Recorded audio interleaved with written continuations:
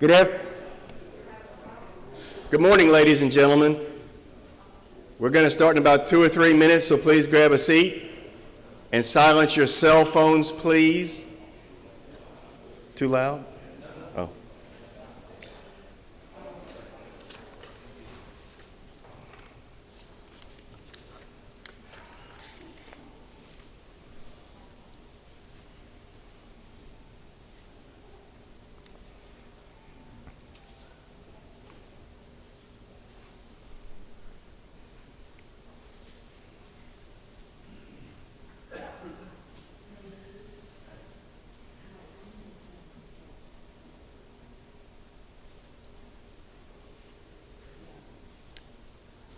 They always call them.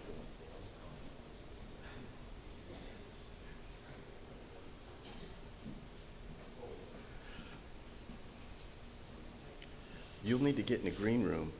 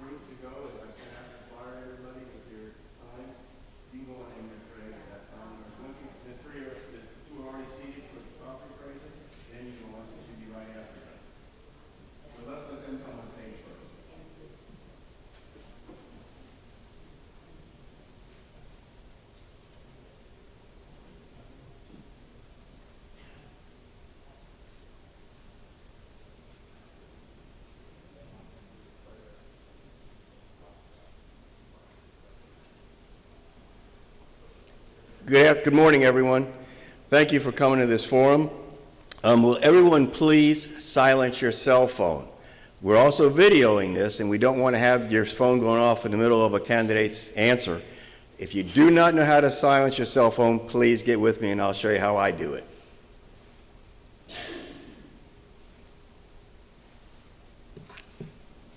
Welcome to the Marion County Forum. As our custom, we start the meetings with a prayer first. Ed Wilson from It's Your Tea Party will lead us in prayer. Please stand and remove your hat and remain standing for the pledge. Ed?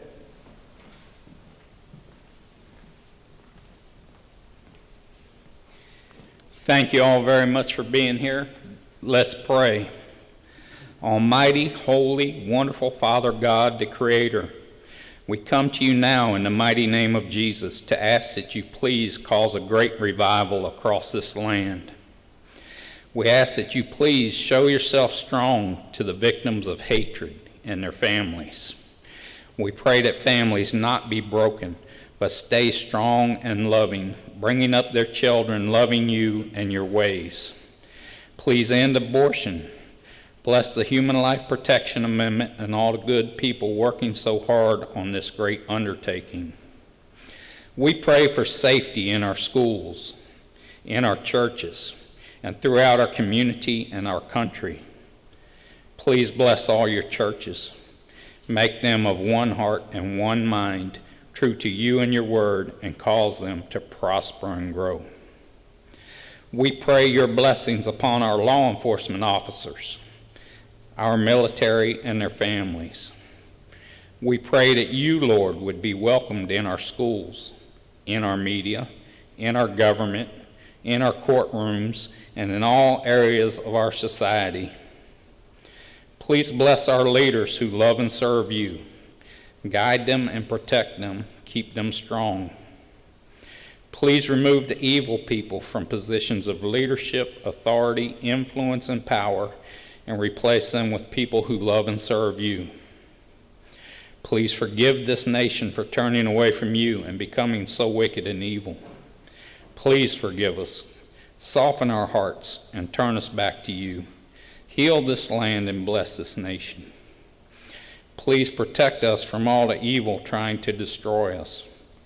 Please cause confusion in the enemy camp. Cause them to flee in terror before your people. Please make us, once again, one nation under God, indivisible, with liberty and justice for all.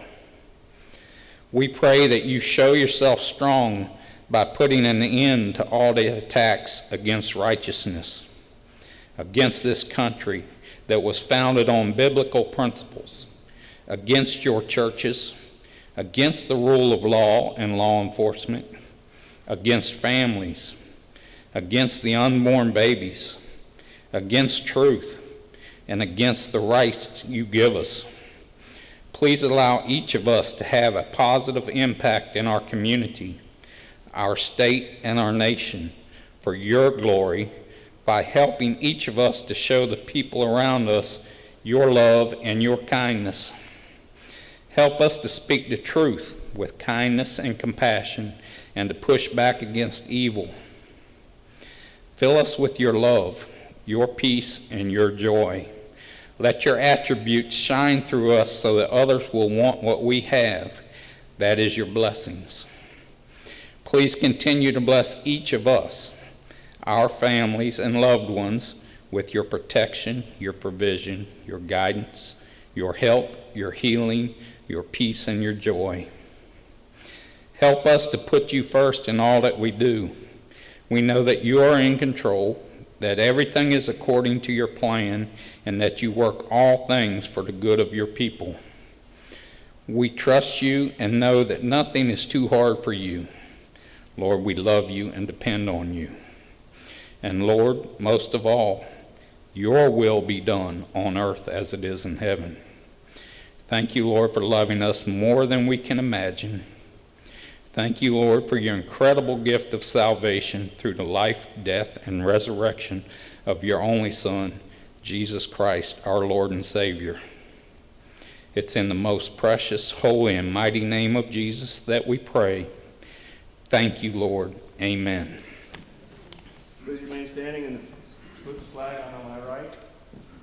I pledge Allegiance to the flag of the United States of America and to the republic for which it stands, one nation, under God, indivisible, with liberty and justice for all.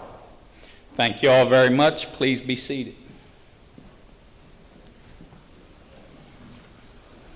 Before the candidates come out, I just want to go over a few things. This event is sponsored by 5 conservative clubs working together. Linda with the Rainbow Springs Right-Minded Club, who's coming up now. Liz with the On Top of the World Republican Club. Linda Reniger with the Deplorables of Ocala Palms. Ed Wilson, who you just heard from, is with It's Your Tea Party. And I'm Glenn Fiorella with the Trump Club of Marion County. This was the first 5 clubs working together. All egos were left at the door. We had a mission, help the candidates get their message out and educate the voters. And I think you'll be pleased at the end of this forum. That being said, wouldn't it be nice if our government could work together? And maybe one day we will see that happen by electing the proper individuals to office. The format for the forum is as follows. Each candidate will have 2 minutes to introduce themselves. There'll be 3 questions for each candidate, and they have 2.5 minutes to answer the questions, and 2 minutes for any closing comments. Now, in the event someone wanted to rebut what an opponent has said about them, they have that option. They'll be given 2 minutes for rebuttal, but they will lose the 2 minutes on the end to tell for their closing statement. So if any candidate decides they want to rebut, remember you're going to lose that 2 minutes. But it's an option in case anyone has to utilize that. Linda with Ocala Palms, who's sitting here right in front of me, she's our timekeeper. She'll have a green for start, a yellow, which means you have 30 seconds left, and red means stop. So if you're a candidate, finish your sentence, please, and move on to the next, because we have 20-plus candidates to interview today, so it will be a long event. And it is broken into 2 segments. We'll break for lunch at 12 o'clock and come back at 1. I'd like to say, before we get started, a very, very special thanks. 2 local companies made this so much easier for me. And that was Jeff Dillon Productions and his crew. They're the ones responsible for the video and the sound for Skip with Marion Music and his son. I'm very appreciative.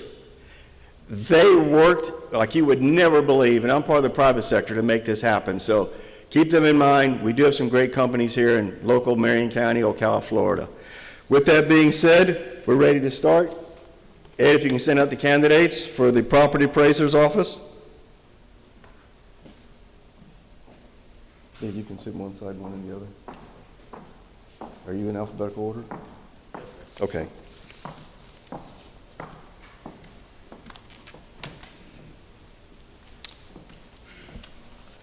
Candidates, you want to both introduce yourself?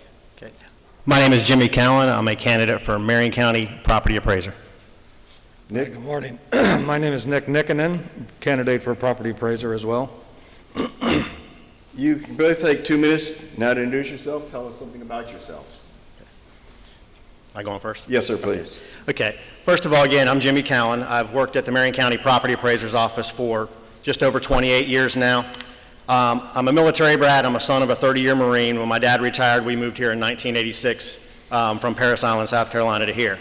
I started working at the Marion County Property Appraiser's office in 1992. Shortly after that, I married my wife, Elizabeth, and we've been married just about almost 28 years. In September, we'll celebrate 28 years of marriage. We have 4 kids, and we were blessed with 1 grandkid just recently. I've recently been endorsed by the Fraternal Order of Police, and just as of yesterday, professional firefighters of Ocala. I've also been endorsed by the retired assistant property appraiser, Kathy Cavalier, who's sitting in the audience right now, has 30+ years of experience, and Mike McVeigh, the other assistant property appraiser that's got over 30 years of experience. In 2006, I became the director of field operations of Real Property. What that encompassed was every single property in Marion County, every commercial property, every agricultural property, every residential property was under my direction. Shortly after 2016, we kind of went a little bit of different direction, and we basically, I became the director of residential field operations, which is still the largest department within the office.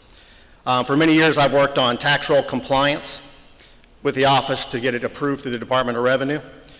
I've been a director with MCYFL, Marion County Youth Football, and League, and announced for Westport High School. I've worked the most with the CAMA conversion in the office, and I have wrote the training manual, quality control, desktop review, and streamlined many processes throughout the office in my years. I've worked in up markets, down markets, and now we're with the COVID market, and we'll see what that shows us. I am the most qualified person that's been there the longest, that knows our staff, that knows that office better than any candidate in this race. Please vote Jimmy Cowan.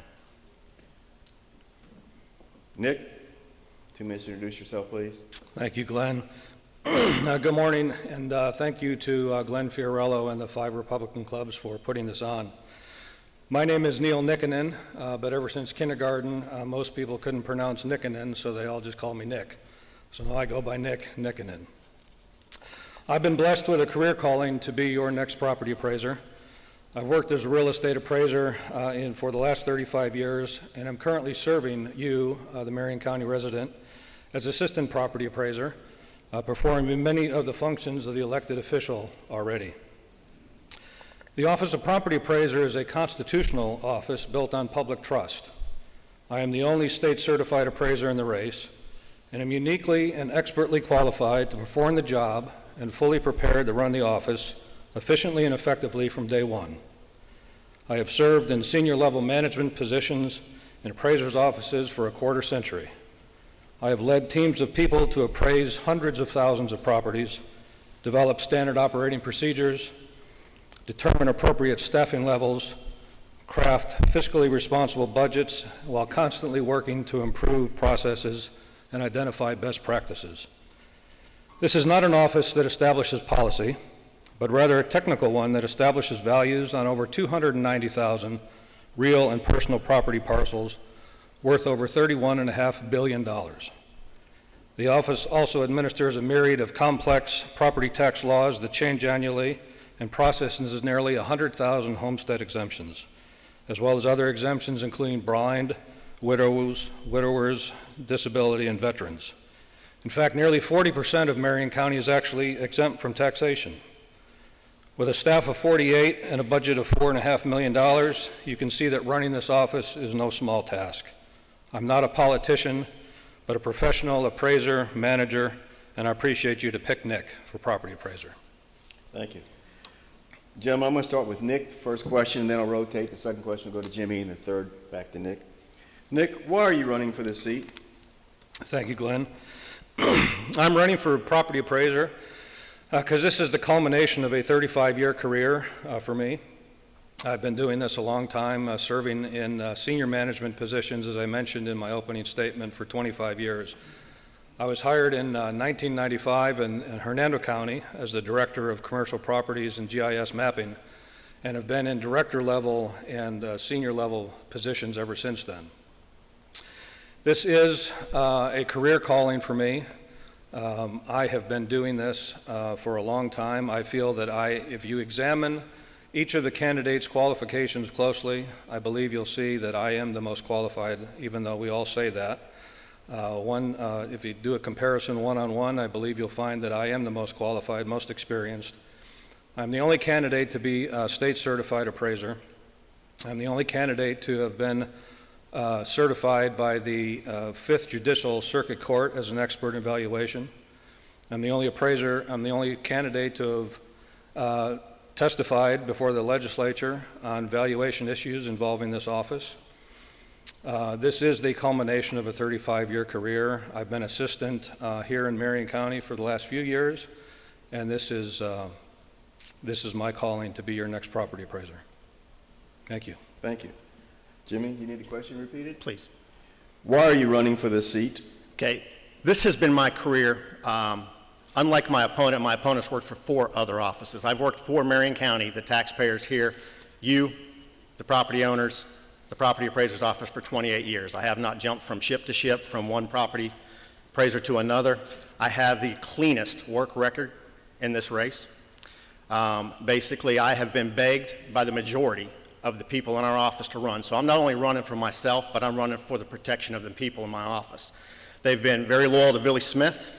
They have worked hard. They've gotten the continuing education to get where they're at. All of us in that office have what they call a CFE, except for the newer people. That is all that is needed to run this office. When Billy Smith and Rudy Muckenfuss, I've worked for both of them, when they were elected, they had a CFE. A state certified appraiser is one that does bank appraisals. Bank appraisals, if you get one of them, are generally higher than a mass appraisal. And I'm sure for a state certified appraiser, you don't want to pay on a state certification or certified appraisal compared to a mass appraisal. They're generally 90% of the time are much higher. I have got into this because it has been my career. Again, I'm not a politician. I do know the ins and outs. I do know the CAMA system in our office better than any candidate in this race, and I can hit the ground running the first day.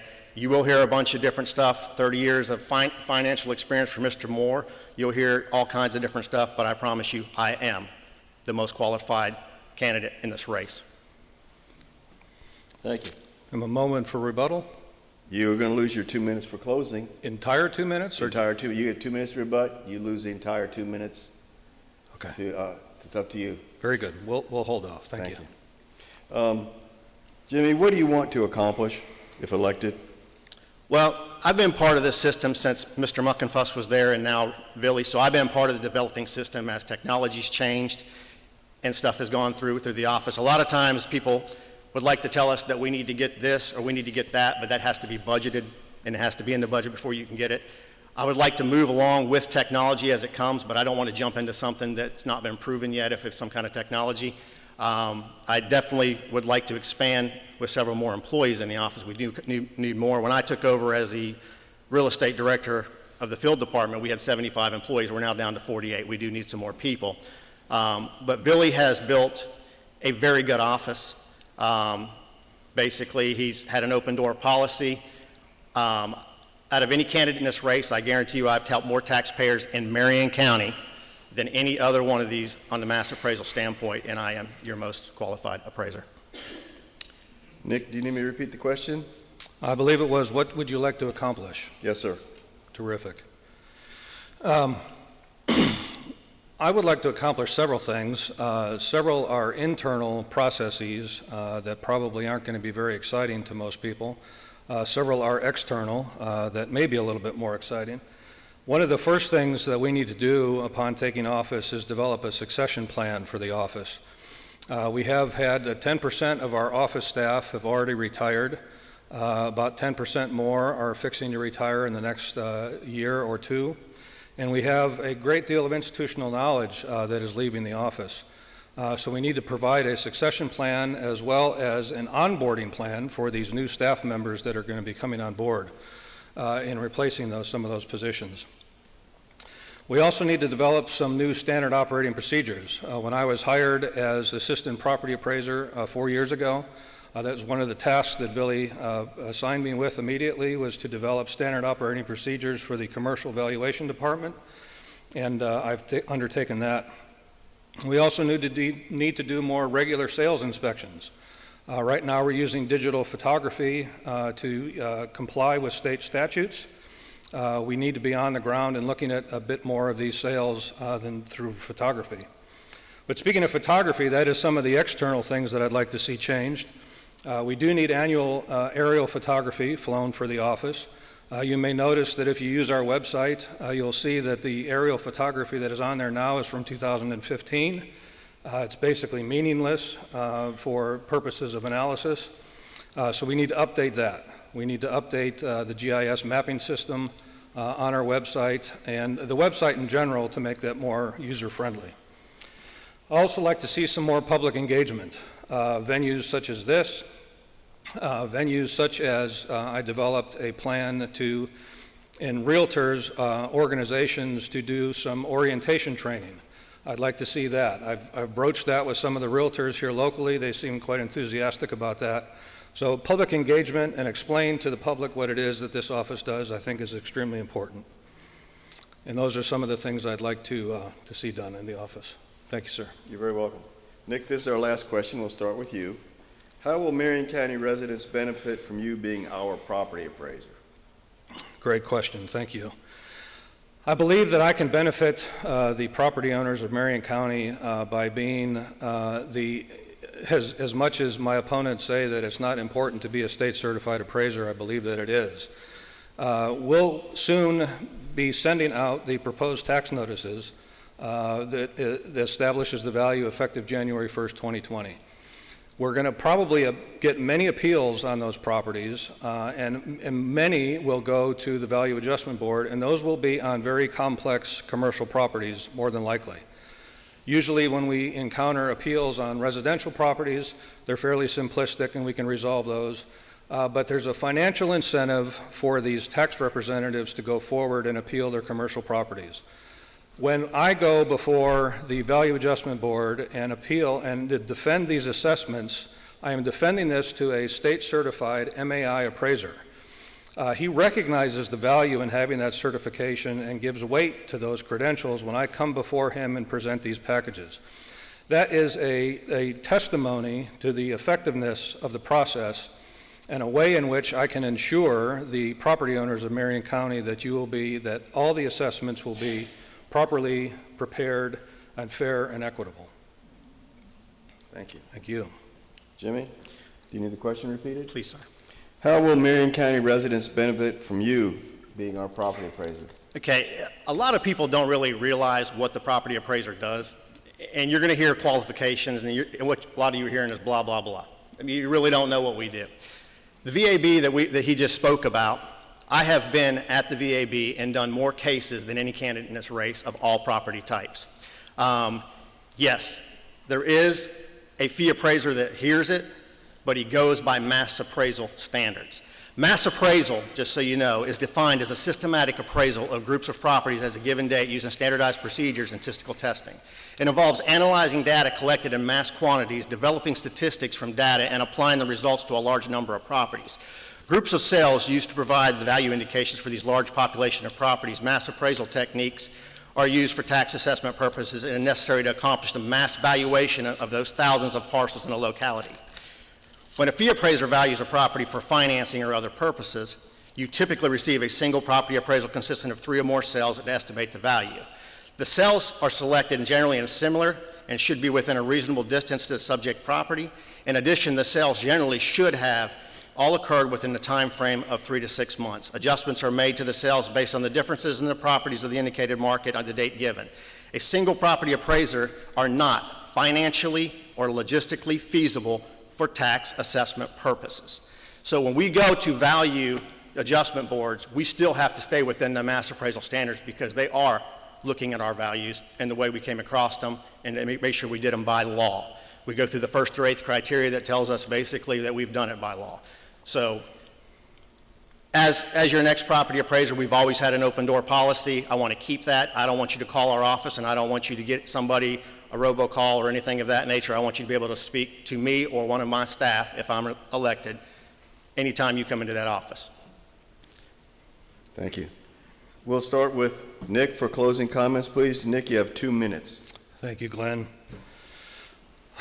I certainly appreciate this opportunity to address the voters of Marion County.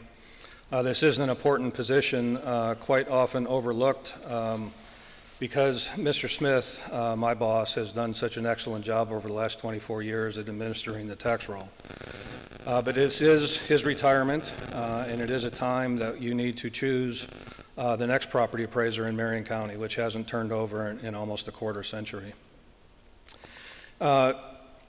If I'm elected, I will strive to keep the values of Marion County properties as low as possible and still get the tax roll approved. That is the main function of our office, is to get the tax roll approved for property tax purposes. Those are sent to the county commission and the other taxing authorities, and then they establish a millage rate to go against those values. I will ensure that every property owner has a fair and equitable assessment. I will ensure that every exemption that you are legally entitled to is afforded to you. I will ensure and protect the residents of Hernando County, the small farmers, the veterans, and the widows and widowers. I will argue and be your advocate in the state legislature, and that is a good role of the property appraiser, is to advocate for the people of Marion County, and I will be that advocate for you. And I thank you very much for your time to pick Nick on or before August 18th. Thank you, Nick. Jimmy? Okay. First of all, I will tell you that the two gentlemen that are standing on the stage right now, out of the three, are your most two qualified people to be in this race. I've been in this office for 28 years, and nothing beats on-the-job training. Mr. Nicodin's been in our office for 4 years. Mr. Moore has never done an appraisal in his life, has not worked in our office. I come to you with integrity, and I tell you I've worked there for 28 years, and that 28 years trumps any financial experience, and all of you have got a mailer, probably in the mail if you're a Republican, from Mr. Moore.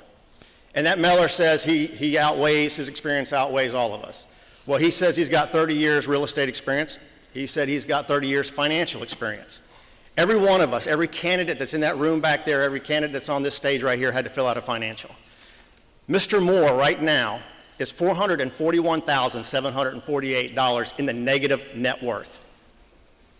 Okay? We have a $4.6 million budget. 54% of that $441,000 is actually a judgment on some real estate that he bought from a hard money lender. One was a $70,000 loan, one was a $28,000 lot, and he borrowed $120,000 on a building that he never built. And that money was defaulted on, and now it's at 18% interest instead of 12%. They got a final judgment on him, and now they're going for garnishment of wages. You do not want that dealing with a $4.6 million budget. And I hate to say that, and I hate to be the one to bring it out. I am not a politician, and once I've been pushed enough, I'm going to come out and tell you the truth. That is the deal. I have worked with 4 kids with what I've made, and what my salary is less than both of these candidates make. I've put 3 kids through college.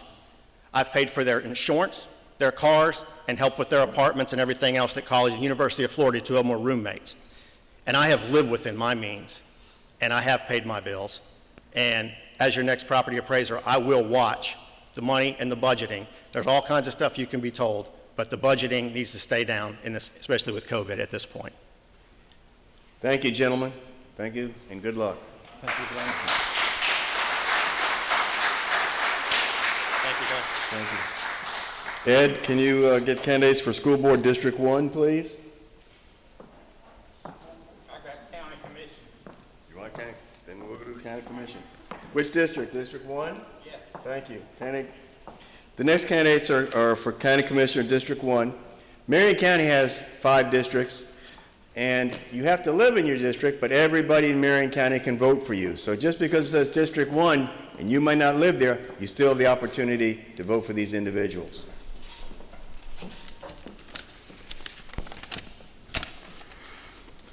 Mike, you want to say something? You want to introduce yourself? Well, this is Mike Vihar, Craig Curry, and Michael Sachs. How are you? Good morning, everyone.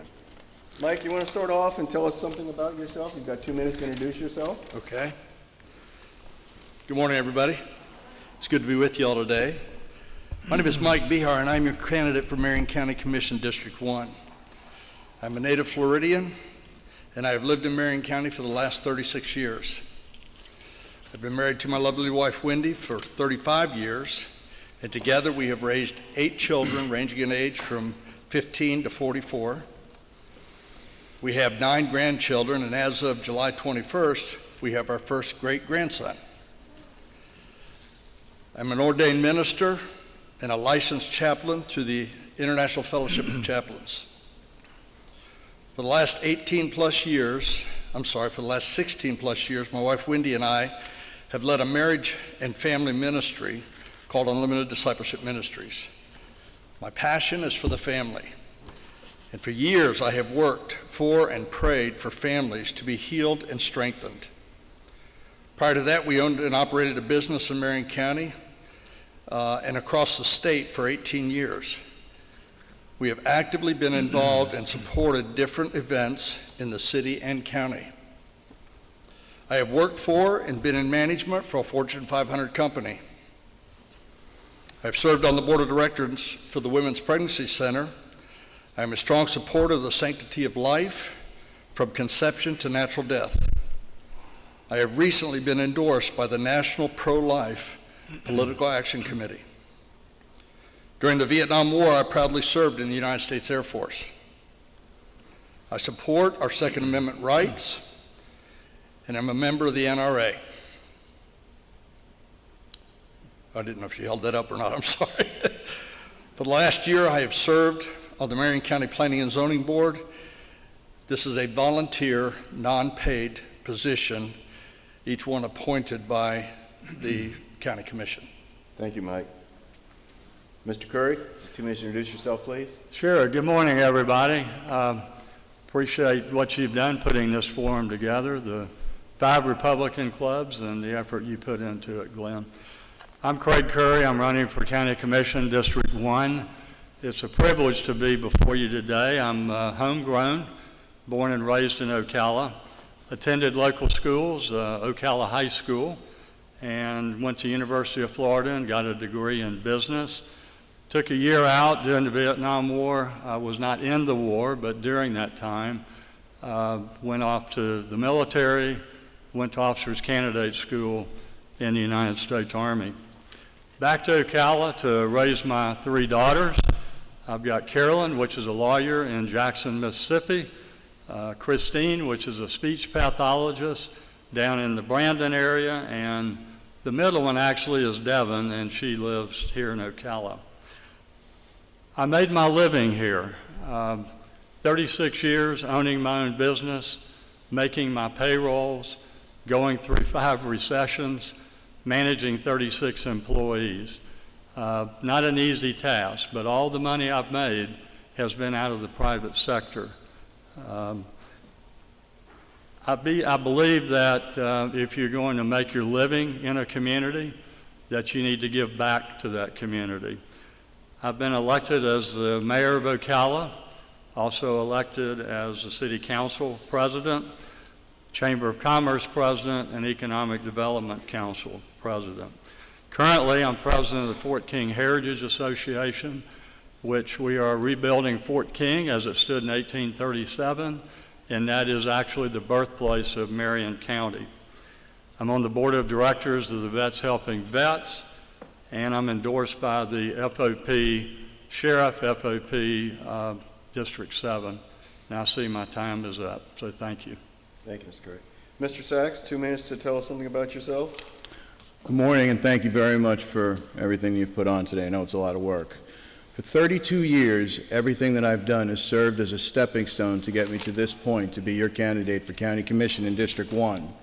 I am a 9/11 first responder and survivor of the attacks at Ground Zero. I'm a recipient of the Law Enforcement Purple Heart and the Distinguished Service Cross.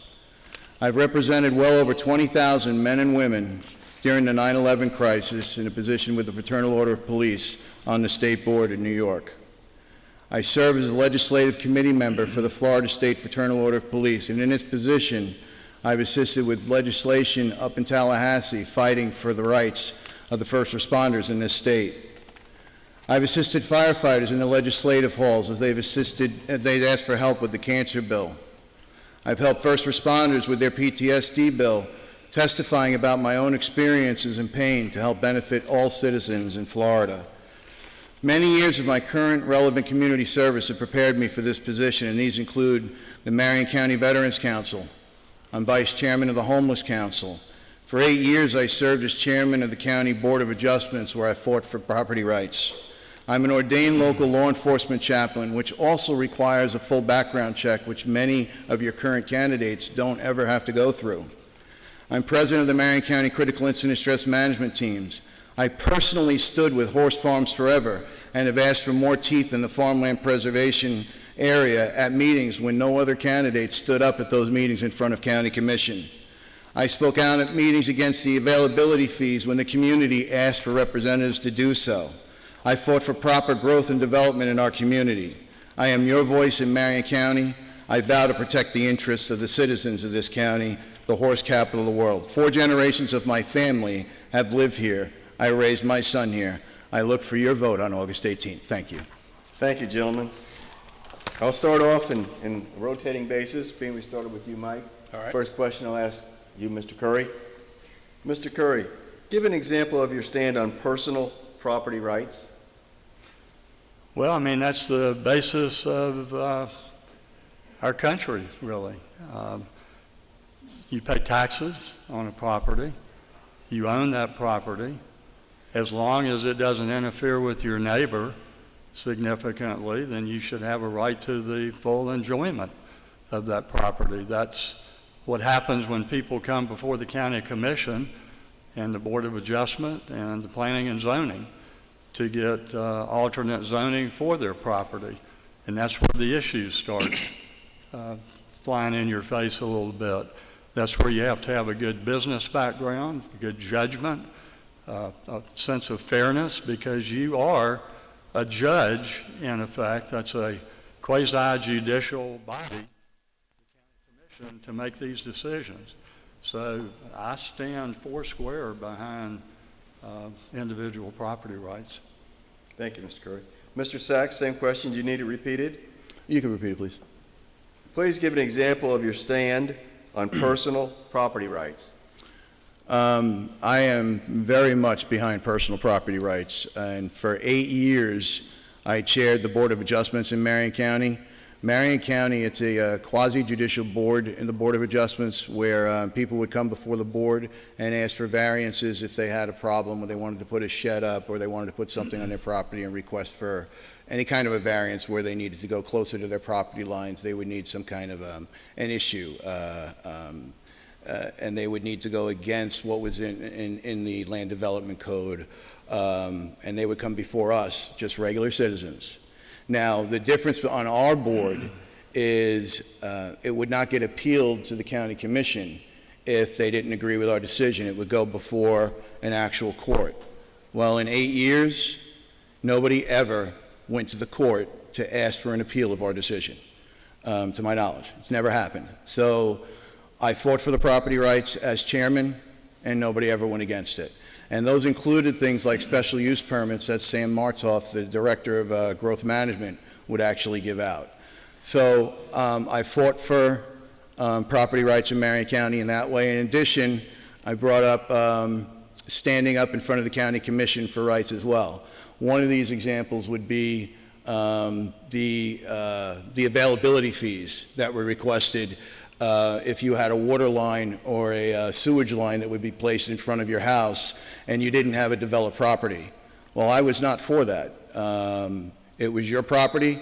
You have a right to whatever kind of water or sewage you want, and I didn't agree with the county necessarily saying that you had to hook up to their sewage or their water if you had an alternative way to get water or sewage to your house. So thank you very much. Thank you. Mr. BR, do you need to repeat the question? I don't think so. Okay. I think I got it. I too stand for the rights of the citizens and their property.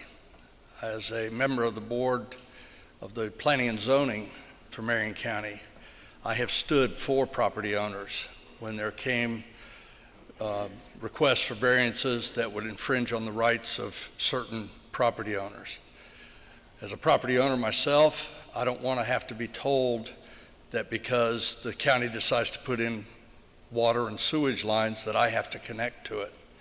I like having my right to my well, and when there has been variances that have been presented at the Planning and Zoning Board for a construction of a lift station or a well, public well, community well to be put in, and it's infringing on the rights of the people that are there that have property backing up to this land, then I stand against them being able to do that. And I have voted against it several times. And of course, the Planning and Zoning Board can only make a recommendation to the County Commission. And so oftentimes our board has submitted to the County Commission to resist or to reject the application. Thank you. Now we'll go, the next question will start with Mr. Sachs. We're taking the rotating order. Mr. Sachs, do you support the local taxpayer-funded CEP, which stands for, that's the Ocala Marion County Chamber and Economic Partnership Organization, and why? I actually do like the CEP. However, they do receive some public funding. They receive it from the county as well as the city. What I would like to see is a more clear line in the sand when they are doing things. Like they went to speak before the MCORs about the toll road. I'd like to see them define when they're speaking at MCORs, are you speaking for the county? Are you speaking for the city? Are you speaking for the businesses? I think it needs to be clearly defined which body they're speaking for when they're speaking, because it gets very confusing for the body that they're in front of. I think they do a phenomenal job. I just think there needs to be clear lines in the sand about who they're working for at particular times. Thank you, sir. Mike, do you need to repeat the question? If you would, please. Okay. Do you support the local taxpayer-funded CEP, and in government for some reason they always use acronyms, CEP, that's the Ocala Marion County Chamber and Economic Partnership Organization, and why? To a degree, I do support that, but oftentimes I think that and feel that the chamber or the CEP seems to be more focused on supporting large business rather than the small business owner. And so I think there needs to be a balance brought there with some accountability on what they're going to do specifically for the small business owner in Marion County. Thank you. Mr. Curry, same question. Well, thank you. I've had quite a bit of activity around this particular area, having been president of the Industrial Development Council and the Chamber prior to them joining together as the CEP. There are over 15,000 industrial development councils throughout the United States. Every one of them is competing for the Chewy's and the FedEx's and the Dollar Trees that we are competing for. They're competing with packages with the states that they represent. I have been on industrial development missions to try to bring businesses to Ocala. One that we were very close to getting was the Ball Corporation out in Colorado, and at the last minute, a negotiation happened and they went to Tampa. That was back in the late 80s, and that was almost $14 an hour that would have come here to Ocala. The importance of the CEP, if we don't have them marketing Marion County, someone has to do that function. And that function would fall back on the county and also the city and that ends up being more money. So you're better off, rather than creating another big department to manage and fund, it's better off to have the CEP stand in that place and represent us. I am foursquare behind the CEP. I think they do a wonderful job. I know they have some other exciting things that they're going to announce before long, but I think that's it. Thank you. Our last question, Mike, we'll start with you, Mr. Behar. How will Marion County residents benefit from you being in office? Great question. As I said already, my passion has been for the family. I believe that if you build strong families, you build a strong community. I want to do everything I can to work with leaders in our community to develop programs to help build strong families in our community. I have a great concern for the epidemic of fatherlessness in our country. Fatherlessness costs the United States of America $100 billion every year. And so I want to do what I can to see fathers reunited with their families, to take responsibility for their children, and with that, we generate more revenue, we generate a better system, we generate a stronger community. And so I want to do everything that I can as your county commissioner to support and strengthen families as a priority in what I plan on doing. Thank you. Mr. Curry, same question. Appreciate the question. How will Marion County residents benefit from you being in office? First of all, I think you have to look at the electorate being in a position to hire one of 5 CEOs for District 1. This is over a $500 million operation with over 1,600 employees. I have the political experience. I've been in the box, so to speak, having been mayor, being out front of the community, being in charge of the police department, having been the ceremonial officer for the community. I have that experience in hand that I've already dealt with difficult zoning issues. I was president of the city council for 18 months. The important part of that, other than signing all the official documents, is that the president of the council votes last. And there's a lot of really tough things that come to a 2-2 vote before the president of the council, and then you end up breaking the tie. So you have to be on your toes all the time. I bring another dimension, a skill set, from a business standpoint. I've done nothing but create my wealth from the private enterprise. I've got a business degree from the University of Florida. I've spent over 20 years on the SunTrust Board of Directors of North Central Florida, Jacksonville, Gainesville, Ocala. Now it's Truist, since they've merged in December with BB&T. I have a FICA score. The last one that came up was 830. So I'm very financially solvent, and I have the time. I retired from my business, but I never retired from my community. I currently serve on 4 other boards, one I've mentioned with Fort King Heritage. So I think my credentials, if you are hiring someone for a CEO position and you look at my credentials and you check all the boxes, I think I have the skill set that this community needs to lead District 1 on the county commission. Thank you. Thank you. Mr. Sachs, you need the question repeated? You can repeat it again, please. How will Marion County residents benefit from you being in an office? Well, over the years that I've lived here and that my family's lived here, I've become greatly concerned. There's been an entrenchment of a group that's here that seems to care about not the people. And it's time that the people have their say again.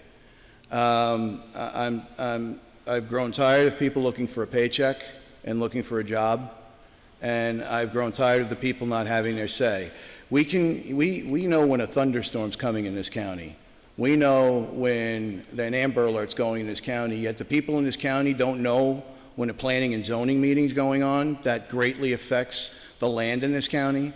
They don't know when a taxation situation is going on in this county, and the time for that is now. The time's got to change, because when a vote's coming up for that in the auditorium downtown, it's time for the people in this county to be able to go and vote on that, and to know that their voice needs to be heard.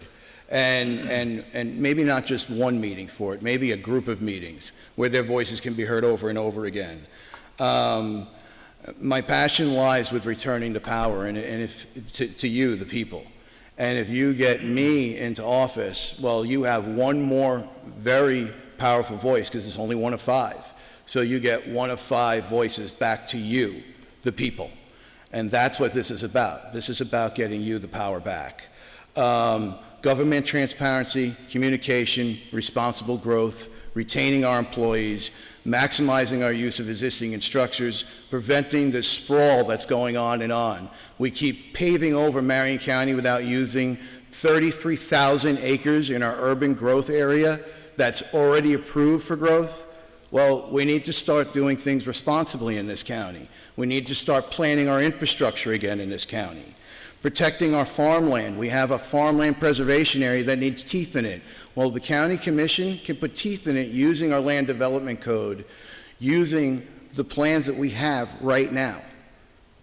That's what our county commissioners need to be doing, working together. And we have some good people in county commission that can work together and do great things. So that's what I'll do as your county commissioner. Thank you very much. Thank you. Gentlemen, next we have 2 minutes for closing, and we'll start with Mr. Curry, Mr. Sachs. Mike. Okay.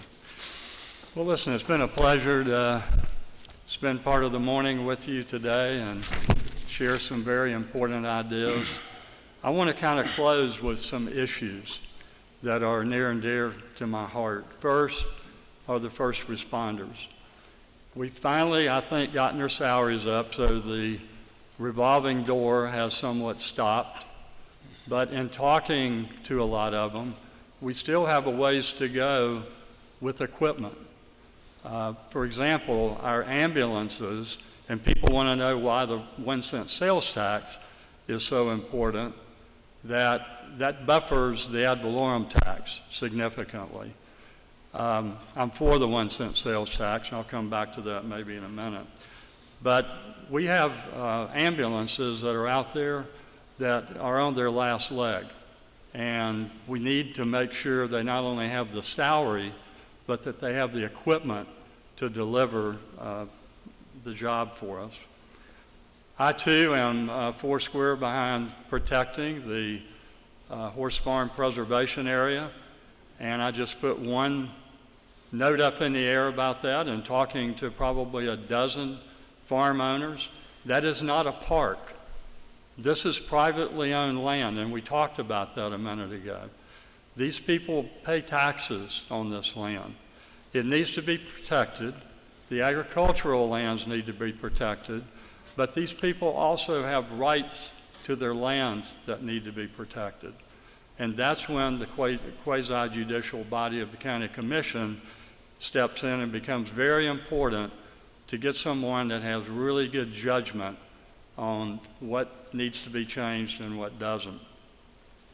Trash on the roads, it doesn't seem like a big deal, but every time I see a piece of paper, it's like a paper cut to me. I love this community. I don't understand why people throw garbage in our front yard. I was in Europe last year for a couple of months, and a year before last, and you don't see any garbage on the roads. It doesn't cost anything to not throw a piece of paper out. That's something I'm going to lead an effort on. Environmental. Our springs are stressed. Greg, time's up. Sorry about that. Thank you. Mr. Sachs? As a person with the experience that I have in front of you, as a person that has led during the 9/11 crisis, that led all the men and women that I did, that has been on the boards that I have, I'm asking for your vote and the honor of your vote, because we're in a crisis right now. We need to come together as a community to be able to get through this together. What a lot of people aren't discussing right now is the fact that our coffers are empty. The taxes were not coming in. Our tourism dollars are down. Our businesses are in trouble. A lot of our businesses are in trouble. And I'm not saying this to make people scared. I'm saying it because it's a fact. We have businesses that are closing in our own county. We have to start concentrating on how we're going to help our own people here. Our commission needs to be having this discussion, and they are having these discussions right now. They care about you. I would like to be a part of this discussion in the next body of the commission. I had the experience to do this with you, and I have the relationships up in Tallahassee. I don't believe in any type of dirty politics, but I do believe in pointing out facts. I am current in my positions. I've been up in Tallahassee recently. Mayor Curry was mayor 30 years ago. He was the chairman 30 years ago, or he was board president 30 years ago. I respect his positions a great deal, and I appreciate his commitment to the community a great deal, and I would never take that away from him. I appreciate everything that he's done, but we need current and people that can get in there right now and do the things that we need to do right now. We need policies that are going to be relevant right now. He spoke about first responder salaries. I worked with the current first responder salaries. I settled the contracts for the sheriff's office. I worked with Jay Boardman, the last president of the firefighters union, and got their contracts. I didn't get their contracts, but I worked with them to ensure they got their contracts. I did not say, what about my guys in the middle of their contract negotiations, which would have hurt them. So thank you very much. I appreciate your time. Mr. Biar? Thank you again for having us today. A couple things that I would like to share with you that we haven't talked about. First of all, I do support our first responders, and I believe they need to be paid fairly. I believe that they need to be supported, and I believe we need to replace equipment as needed. But one of the big concerns that I have is the drug problem that we have in this community. And as a county commissioner, I would work with the sheriff and with the chief of police and the chiefs of the other communities to bring together a task force to attack head-on the influx of drugs coming into our community. It's a sad thing when I talk to Sheriff Woods and Chief Graham, and they told me that there are times that they will go to the same house twice in a night with the drug Narcan to save lives. That's not the answer, that's a Band-Aid. I also feel like that as a county commissioner, we have to be responsible with our finances. I understand this job carries a great responsibility in handling the budgets. We all know that the economy is cyclical. We've enjoyed several years of phenomenal growth and prosperity, and it's been wonderful. But we all know that at some point or another, there's going to be a downturn if it doesn't happen with the current pandemic. But we need to be responsible with how we're spending the money. As a county commissioner, I would push to have a 5% line item on the budget of that 5% going every year into a reserve fund to carry us through those downfalls. I would very much appreciate your vote for County Commissioner on August 18th.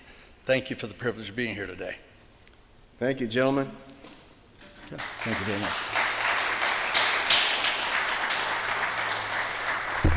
Before our candidates for County Commission District 3 come out, I want to say thank you once again to all of you from the various five conservative clubs that made this happen. And I think that's remarkable for 5 clubs, all conservative, working in a direction to help make all these questions. So I'd like to give a little plug for them. Thank you. Thank you, Jamie. Thank you, Greg. That's mine. I'll send to you. As I stated earlier, as the candidates are coming out, there's 5 districts in Marion County. And you may say, well, they're from District 5 or 4, and I live in 3 or 2. They have more of a hands-on for each district that they live in. But all of us have the opportunity to vote for these candidates. So it's county-wide. So please pay attention because their name's going to be on the ballot, and this way you can make an intelligent decision. That being said, I'll start with Bobby D. You want to introduce yourself, please? Let me put my mask away, if you don't mind. My name is Bob Dubkowski. I'll be on the ballot as Bobby D. Dubkowski.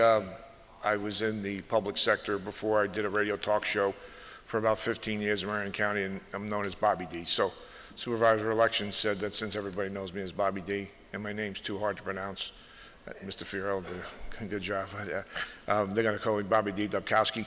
I've been a resident of Marion County for about 23 years. I'm married to the mayor of the city of Bellevue, Christine Dubkowski. I'm a father of 10 children. So I've been around the political arena for a long time. My daughter works for Congressman Webster. My other son, my older boy, worked for Larry Creedle, Dennis Baxley, Charlie Stone. My daughter also worked for Senator Scott's campaign. So we've been involved in politics for a long, long time. I have a bachelor's degree from Eckerd College. Mr. Gold and I both graduated from the same college, which is kind of interesting. I go to St. Teresa Catholic Church. I also go to Queen of Peace Catholic Church, is where I was married and where all my kids received their sacraments.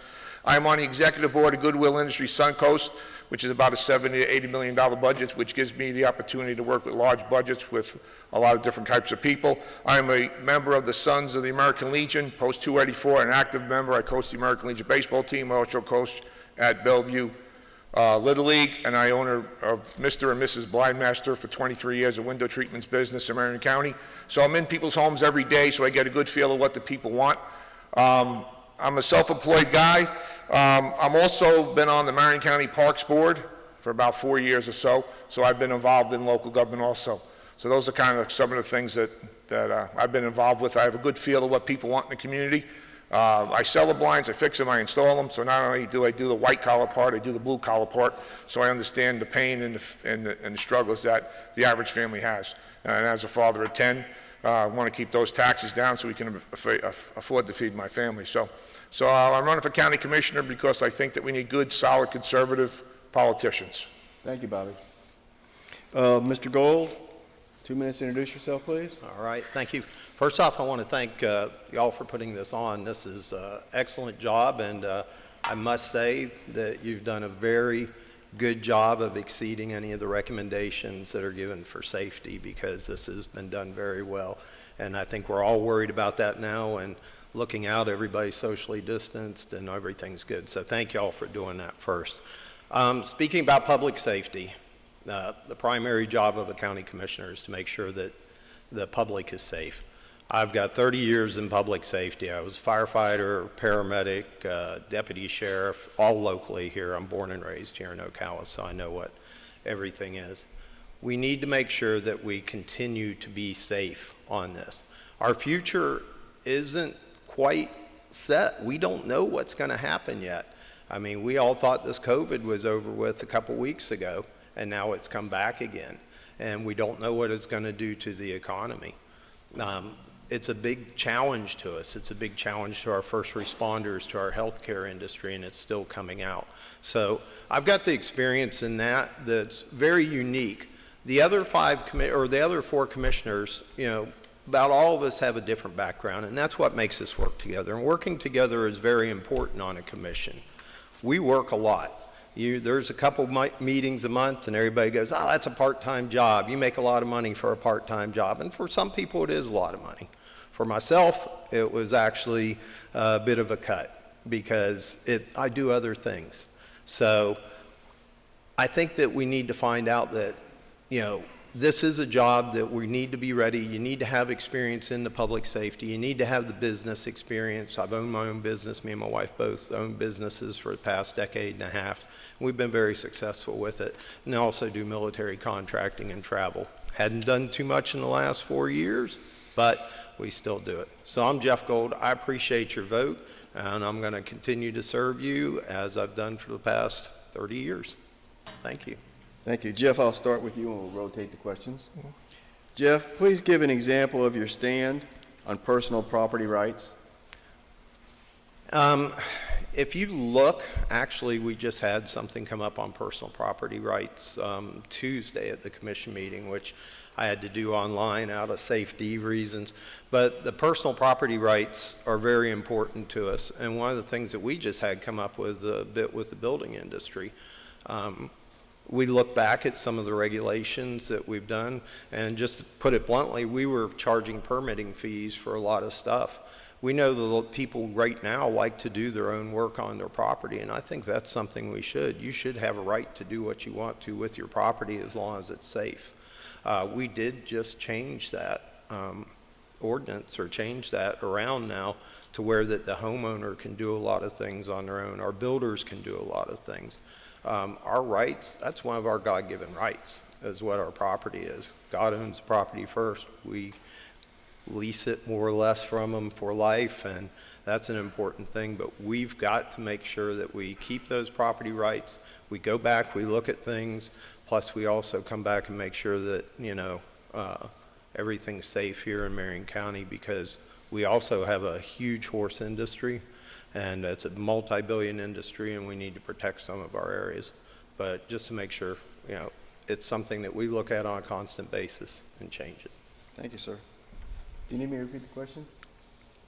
Go ahead if you want, for the public. Please give an example of your stand on personal property rights. Okay, as a conservative Republican for my entire life, personal property rights is a big deal. Obviously, we don't own our property because we continually have to pay taxes to the government, okay, to live on our property. So what we need to do is move away from the property tax and somehow or other come up with a way for us to basically own our property on our own. Sales tax, there's been some talk with Senator Rubio about possibly doing a sales tax and have the sales tax pay for our things that we do with our government, but we need to move away from our property tax so we actually own our property.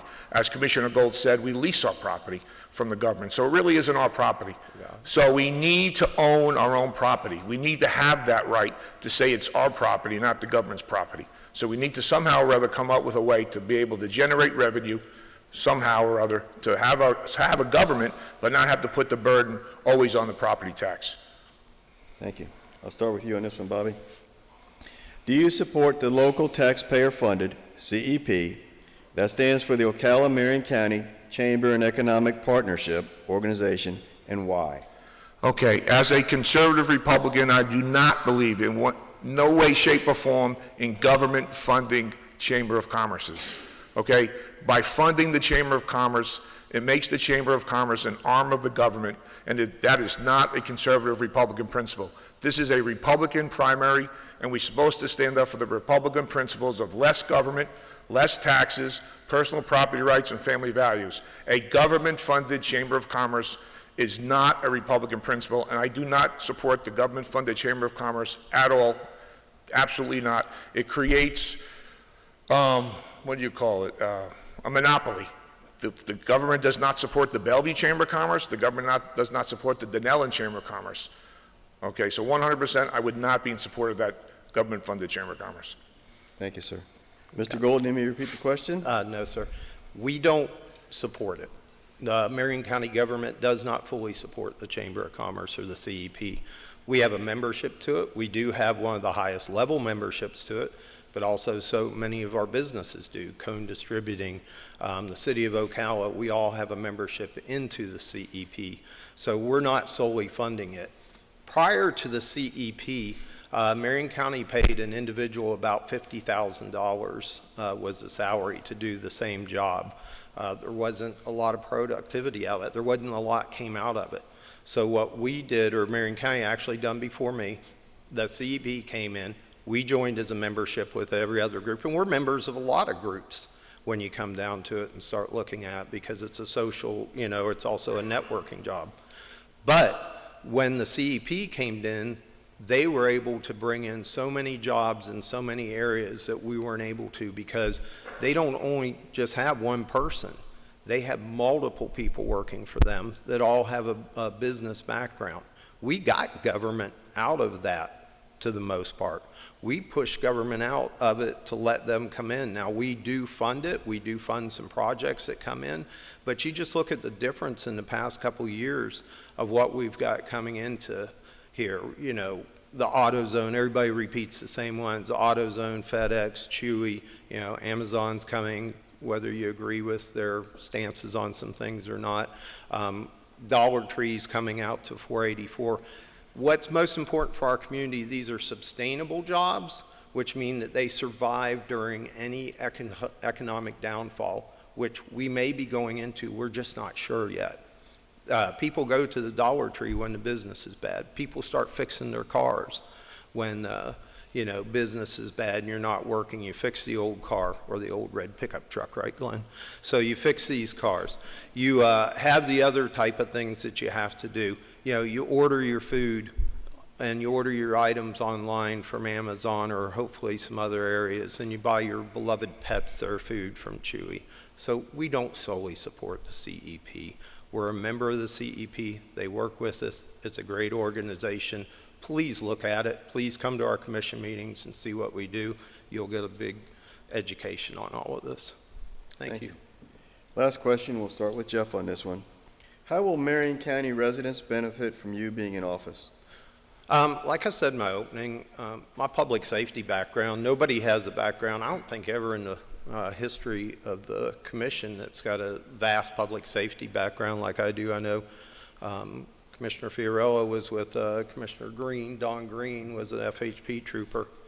The background in looking at it, of the things that are purchased, I question it. I question everything that comes through. I tell the fire chief, I said, man, this is hard for you.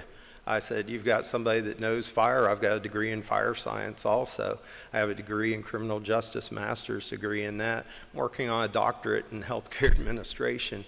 So, you know, you can't come in and say, hey, we need this as the greatest new tool in the world. I go, no, it's not. Do you really need to do this? In the past couple years working with the other commissioners, we've been able to save millions upon millions of dollars. And you got to look at that. Just this week, we cut $2.5 million out of the budget. Just I think it was Wednesday. You know, if you watch these meetings, how much cutting is done. The budget hearings go all the time. I'm on those. I know what's going on. I'm getting more versed in the other areas, zoning and all the other areas that we have to do. Education, background, experience. All of y'all have worked. Everybody in this world has worked. You know that it takes about 3 years till you're really good at a job. I've got 3.5 in, coming up on 4. I feel that I'm doing a very good job at this. I feel that there isn't anybody else who really knows the parts that public safety and the business area that I have. So I am the best qualified candidate for this job. Thank you, sir. Bobby, how will Marion County residents benefit from you being in office? Okay, I've lived here for 23 years, and I've decided to raise my 10 children here in Marion County. I have a definite investment in the community. As a business owner for 23 years, inside the homes of the people of Marion County, I think I have a good pulse on what's going on in Marion County. The community will benefit because I am the only lifetime conservative Republican in this race. I've been a Republican candidate my whole entire life. My opponent in 2013 chose to jump ship and side with President Barack Obama and Joe Biden to the principles of the Democrat Party. I have never wavered at all on my personal responsibility to the principles of the Republican Party. I will not raise your taxes, okay? I will not expand your government, things that my opponent has done. So I am a Republican, lifelong Republican. I espouse the principles of the Republican Party. I'm proud of those principles. I wear them on my sleeve, and I will not waver. I will not be threatened or intimidated by left-wing radical animal rights activists and environmentalist activist groups that come to the county commission and try to bully us. I will stand strong, and I will espouse the principles of the Republican Party. This is a Republican county commission seat. It is not an open seat. If you are a Republican and you espouse the principles of the Republican Party, I am your candidate for office. I've been involved in government way longer than my opponent. My wife's been an elected official since 2006. I'm extremely active in the government. I've been on the Marion County Parks Board, so I know what's going on. I've dealt with department heads. I'm on the executive board of Goodwill Industries Suncoast, the most recognized nonprofit organization in the entire world. I deal with $70 million budgets on a yearly basis. I'm experienced in budgeting, I'm experienced in government, I'm experienced in the parks, and once again, I am your conservative Republican county commission candidate, and I will not waver, and I will not be threatened, okay, and I will not be intimidated. Your principles of the Republican Party are safe with me. Vote Bobby D. on August 18th. Thank you, sir. Mr. Gold? Closing? Closing. All right. Ronald Reagan, Donald Trump, what'd they have in common? They were both Democrats. They both switched to the Republican Party. If you get a candidate who gets up here, or of any, and I've gone to a lot of the meetings, y'all know I've done the Trump trivia, I've done firearms classes, concealed weapons classes for some of the clubs. If you have a candidate gets up here and the most important thing is not getting our president reelected, then there's a problem. You know, we want to make sure that our president gets reelected when we do that. You know, like I said, Ronald Reagan, Donald Trump, my idols. I ran because of Donald Trump running, because I saw it was somebody who didn't need a job, didn't need money. This isn't a job, this is public safety. You know, even President Trump donated to the Clintons one time. Everybody makes some mistakes, right? So we need to look at what we're doing actually on there and make sure that we do that. Yes, we've had a couple slight millage increases. And you know what that's been for? It's our public safety directly. For our fire, to save millions of dollars. We had at times 50 firefighter openings, firefighter paramedics, the ones who respond to your houses. Our deputies were leaving. We were losing millions of dollars in that. Slight millage increases for those twice out of that. I don't believe in defunding the police. I don't believe in defunding our public safety. And if you can't give them what you need, that's going to be the hard part. And you can't come back and say, well, cut from other places. Because, you know, our parks and all want the money. We do cut from things. Slight millage increases. We're in a great area here. We're in a great area that we have one of the lowest tax bases in the state of Florida. I'm here. I'm going to make sure that it stays that way. I'm fighting again for a flat tax, flat millage rate this time. Like I said, come to the commission meetings. It's easy to get up here and say that you're going to do a bunch of things. The positions that my opponent said he was put on, those were put on by a county commissioner. So education, government, I've been around for 30 years. My name's Jeff Gold, and I want to continue to serve you as your county commissioner. Thank you, gentlemen. And for those in the audience, now you see there's two county commission. Do I get to close? So I apologize. Do I get to close? Yes, you do, Bobby. Okay. I'm so sorry, sir. That's all right. Apology accepted. Okay, once again, I'm Bobby D., your conservative Republican candidate for county commissioner. Mr. Gold alluded to the fact that I don't want the president to get reelected. That has to be one of the most ridiculous statements I've ever heard. Just because I mentioned my opponent's affiliation with the Democrat Party in 2013, that in no way, shape, or form says that I want President Trump not to get reelected. I have been endorsed by the Ronald Reagan Republican assemblies. Marion McPhee, the president, gave me my endorsement. I've also been endorsed by the United Christians of Florida, an organization that has been established in Tampa, Florida for over 30 years. Very proud of those endorsements. I'm a lifelong family member of a police officer. My grandfather was a police officer in New York City. So in my household, we couldn't even use the word cop. So I am in no way, shape, or form for defunding the police department, okay? Like I said, I've been involved in politics for a long, long time, longer than my opponent. I have a lot more experience in politics than my opponent. I've been to Tallahassee probably more times in the last 3 years to lobby for certain things for our community than our county commission candidate. Mr. Gold is an extremely good man. He did a lot of public service for our community, well respected. But this is a Republican primary where you want a candidate that is going to espouse the principles of the Republican Party. I have never wavered on those principles, and I do not plan on wavering at all. Thank you. Vote Bobby D. Dubkowski, August 18th. Appreciate it. Thank you. Once again, I apologize. That's all right. No problem. Ladies and gentlemen, as I stated earlier, we've got two county commission seats. Just because they may be from a different district than you live, you still have the opportunity to vote for them. We vote county-wide.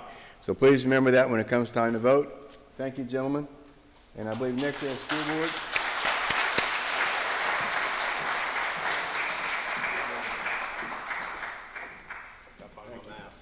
Thank you, sir. Thank you, sir. Well run.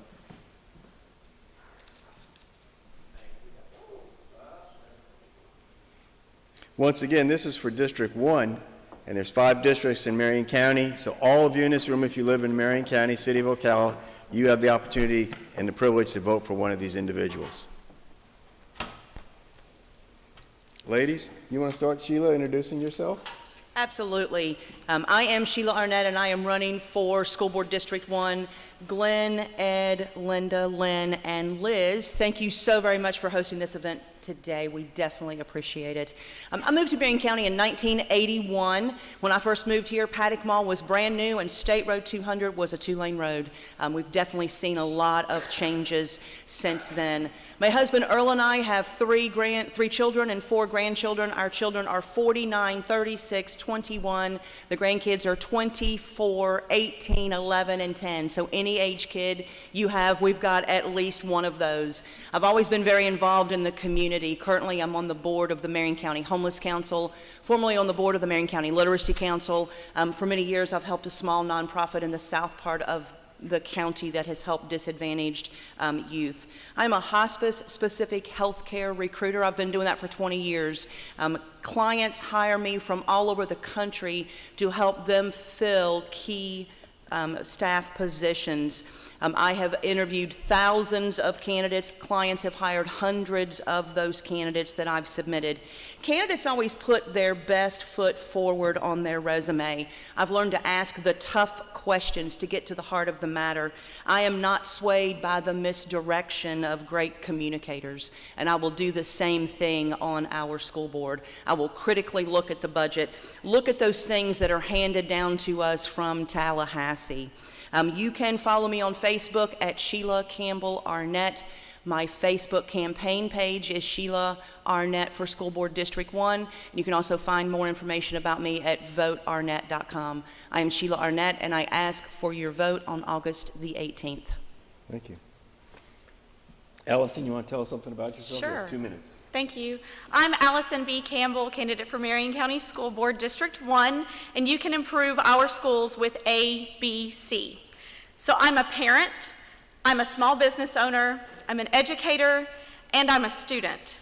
And I bring those varied perspectives, sometimes competing, to the Marion County School Board.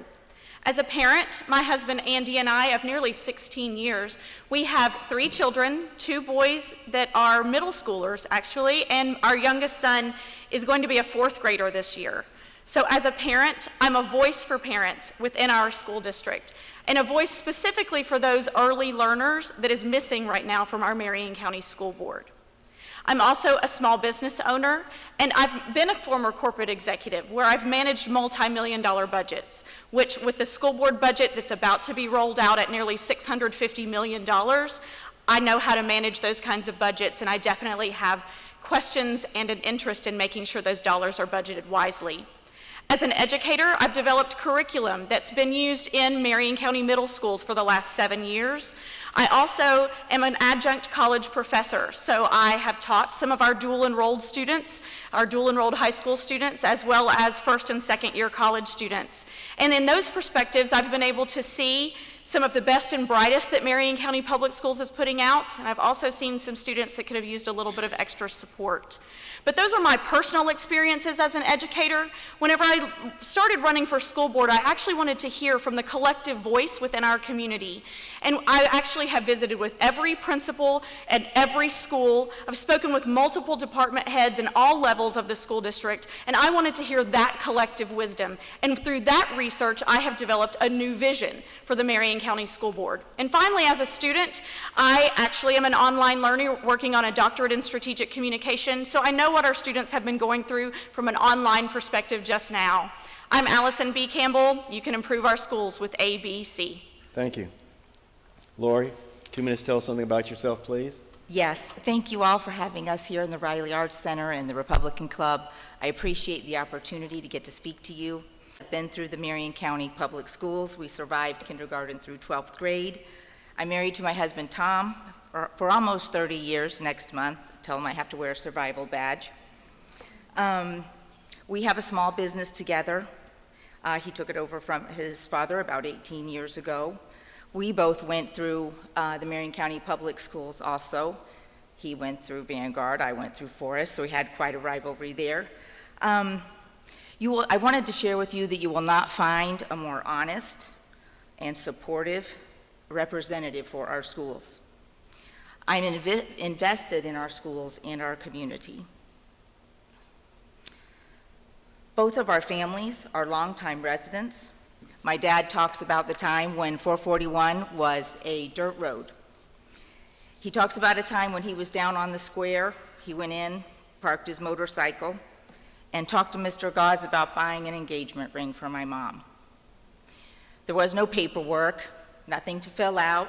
He asked him, "Where's your family from? What does your mom do?" He said, "Son, I want you to take this ring and propose to her today. It needs to be done." We still have that store on the square. Mr. Gauze is still there. So I just share that with you that I am invested in Marion County. I'm currently a teacher in our public schools. I have been for 25 years. Working on the school board will be a big pay cut for me. It's not a stepping stone. It's not a political campaign.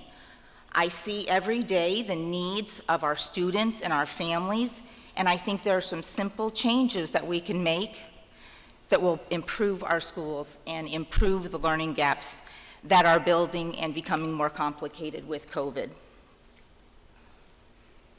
I plan to continue working on keeping the great conservative values in Marion County. I plan to support our teachers. Time's up. I'm sorry. Sorry about that. I missed her signal. I'm Thank sorry. you. We're going to start with our questions, and we'll do them on a rotating basis.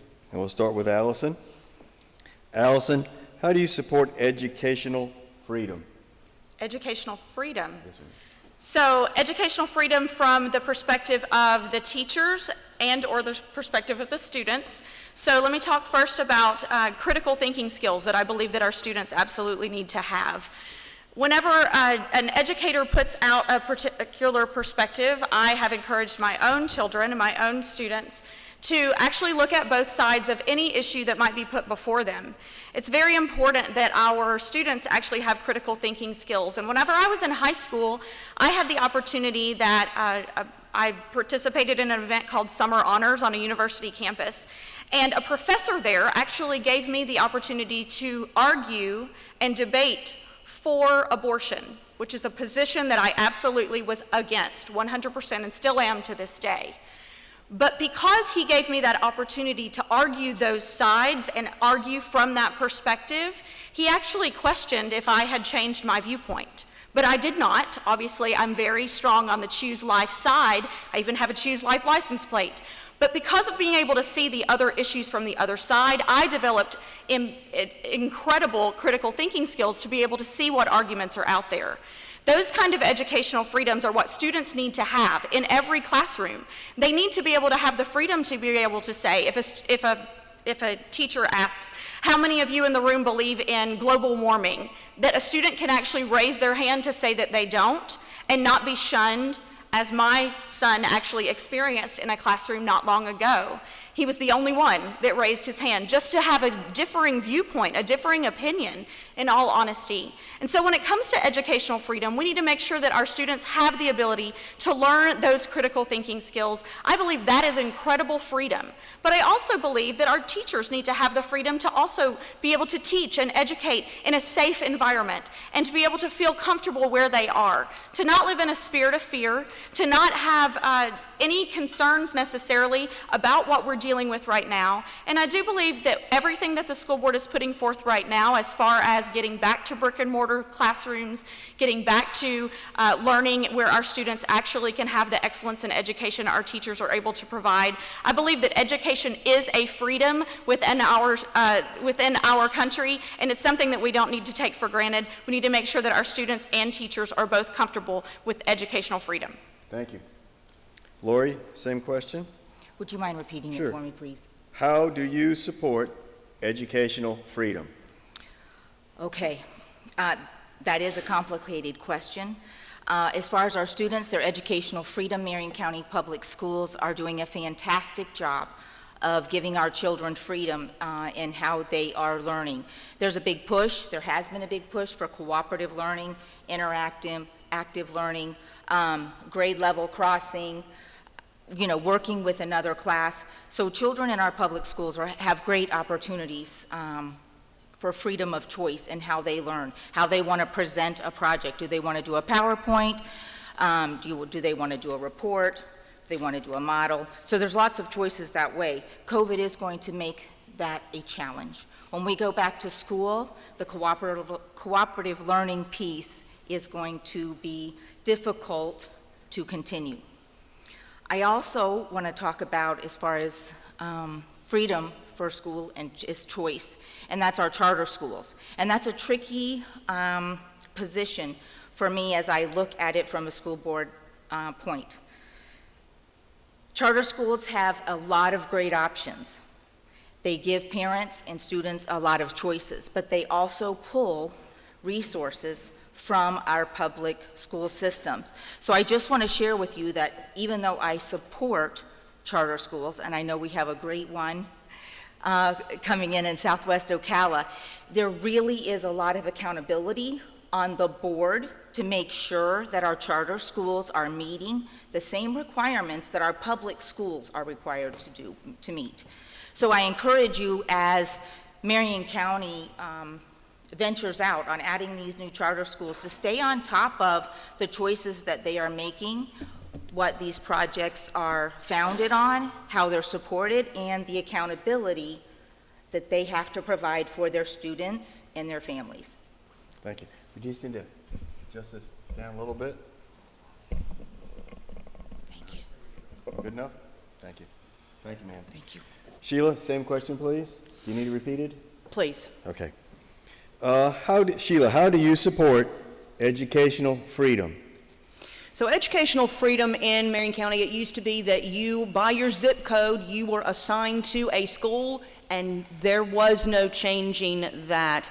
I think the success of children should not be based on the zip code where they reside, and the Marion County Public Schools has done a fantastic job of doing that. We have got career choice academies now in every high school. If you want to study robotics and animation, you go to Bellevue High School, even if you're not assigned by your zip code to that school. If you want to do global logistics, you go to Lake Weir or to Westport.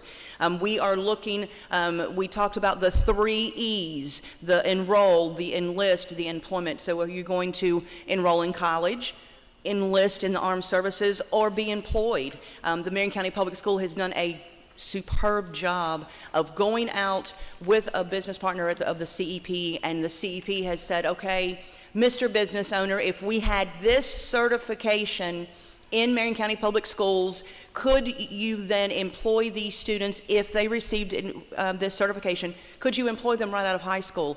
And the answer was absolutely. Right now we have 75 industry certifications that our students can participate in those classes, sit for those certifications, and as soon as they graduate, they can get a job, most of the time a very good paying job. And so I think educational freedom is about the things that we have done very well in Marion County.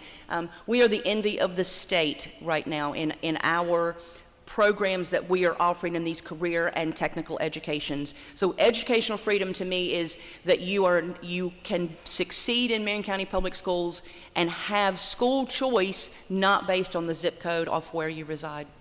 Thank you. Our next question, and we're going to start with you, Lori, on a rotating basis. How do you plan to keep our children safe? One of my favorite topics. Okay, I want to start with saying that is the top priority if you look at any of my subject matter. When Safe School started, I was a first grade teacher, and I'll make the story short, but I would tell you that I didn't sleep for about 3 days before our first drill. The amount of responsibility to have 20 or 22 children in your care, even in a drill, is overwhelming. I was very proud of my students, I was proud of myself too. We made it through our first drill, and I was absolutely floored at the questions that they had for me at 6 years old. The discussion that came out of our active shooter drill was amazing. You should be excited about the children that are going to be taking care of us in the future, because they are thinkers. After we finished our drill, thank goodness, I was lucky enough to have a schedule where I got to send my kids to specials. And I sat in my room and I wept, because it is such an overwhelming responsibility. That being said, I am so excited to have the Guardian program as part of our Marion County schools. I know that they are in search of more adults that are willing to take on that job. I know it's a serious commitment, but I encourage you, if that's something you're interested in, to investigate it a little bit. Our SROs on our school campus are fabulous, especially in light of things that have happened this summer with social sensitivity. Our officers are doing a great job of making positive relationships with young children while they are on campus. When an officer bends over to tie shoes, or open the door for you, or answer a question, you're giving those children a positive outlook on our law enforcement at school each and every day. So in conclusion, I can't say enough about our safe schools, and the support that we get from them is a variety of things, not just protection every day, but it continues to build the positive relationships that we want our young people to grow up and respect law enforcement and the authorities. Thank you. Sheila, the same question? So it is a daunting task to keep everyone on all of our campuses safe. We have 43,000 students, 7,000 staff members that include 3,000 teachers. Part of the Marjorie Stoneman Douglas Act that was handed down by Tallahassee was that there would be an SRO on every campus. There was some funding with that came with that bill. We passed a 1 mil referendum in 2018, overwhelmingly passed it. That is for arts, music, libraries, PE, vocational programs, and it was added when it was passed in 2018 to add school safety. School safety is fencing, single point entries, some of those things that keep our children safe. That's not necessarily just the SROs, but we need to keep our children safe, our staff safe. It is imperative that when we send our children to Marion County Public Schools, that parents are not concerned about that. Can we keep every one of them 100% safe all the time? We can't, but we are doing things in the Marion County Public School system to keep them as safe as we can and to limit the access points on the school system. And that was part of that referendum dollar to do those the fencing and those type of things to keep the kids safe. Thank you. Allison? Would you mind repeating the specific question? Thank you. How do you plan to keep our children safe? Okay, thank you so much. As was referenced, the 1 mil referendum that was voted upon, I believe 73% the second time it was passed, did actually include school safety as a part of it, and I'm very happy that that occurred this time. I actually was just looking at that ICROC report just today about how those dollars have been spent, and only about $1 million or so of it has been spent towards school safety. But as I mentioned previously, I have visited with every principal on every campus. I do have some concerns right now about a couple of our campuses in particular. When I met with a principal, specifically Bellevue Santos Elementary School is right on 441, and there are lots of people that walk up and down that highway, and sometimes they walk inside the fence line of that elementary school. That concerns me. Dunellen Middle School, right there, right off of the Rainbow River. It'd be really easy for someone just to hop on that campus. My own children have attended Osceola Middle School, and it's right in the heart of downtown Ocala. My question is, if they're having to put fences up, does that have to go through the Historical Review Board? Where does mandate from the state go versus what our local ordinances are? I have a lot of questions and concerns, but I am glad to know that our 1 mil tax referendum was passed again, and that the voters overwhelmingly supported it. And I think that is in part because voters understand that school safety is important. I want to make sure that students feel safe. I want to make sure that they feel comfortable where they are. I also want to make sure that our students, that our faculty and our other staff members also feel safe. In light of COVID, what's happening right now, and getting kids back in school and getting employees back in school, our school board is going through very diligent efforts to ensure that our students will be safe and our faculty and staff members will be as well, whether it's through face coverings or through making sure that the classrooms are going to be disinfected. Safety has a lot of perspectives right now whenever you're asking the question of how are we keeping kids safe. It looks very different now than it did just a few months ago. And so I think there are lots of different aspects of school safety that we need to take into consideration. The Guardian program was mentioned just a moment ago. I also am in favor of the Guardian program and making sure that those who are interested, who are school staff and employees, can offer that backup support to our SROs who are already doing a wonderful job on our campuses. I'm in full favor of making sure that all of our students, all of our staff feel safe every day they come to school. Thank you. Our last question, and we'll start with Sheila. Sheila, what do you hope to accomplish if you're elected? So as I mentioned in my opening, I've lived here since 1981. When I moved here, Marion County was a fabulous place to raise a family. We have raised 3 generations of children here, my husband and I. Marion County is still a great place to raise a family, and I want to do everything that I can to make sure that it continues. Thank you. Allison, you need the question repeated? Please. Allison, what do you hope to accomplish if elected? Absolutely. So the role of a school board member is to make policy and to manage the budget. So I want to make sure, especially seeing that the budget right now is actually significantly higher than it was even over the prior year, I want to make sure that all of those dollars are allocated wisely and we are budgeting wisely throughout everything in the school district. I know that significant portions of those dollars go to staff and benefits, and so I want to make sure that we are just budgeting wisely. Those taxpayer dollars are vitally important, and it does keep education happening in Marion County. $650 million is a big responsibility, and I want to make sure that we are budgeting wisely and making sure that we have management over those dollars.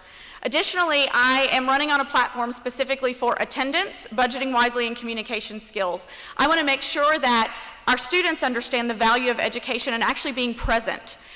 80% of success is showing up, as the saying goes. We do have a significant issue with attendance in our district, and I want to make sure that our students and our parents understand the value of education. I want to make sure that effective communication skills are something that our students actually leave school with, so that they understand how to talk and communicate, or if they're unable to communicate, like my nonverbal sister who's intellectually and developmentally disabled, that they are able to communicate.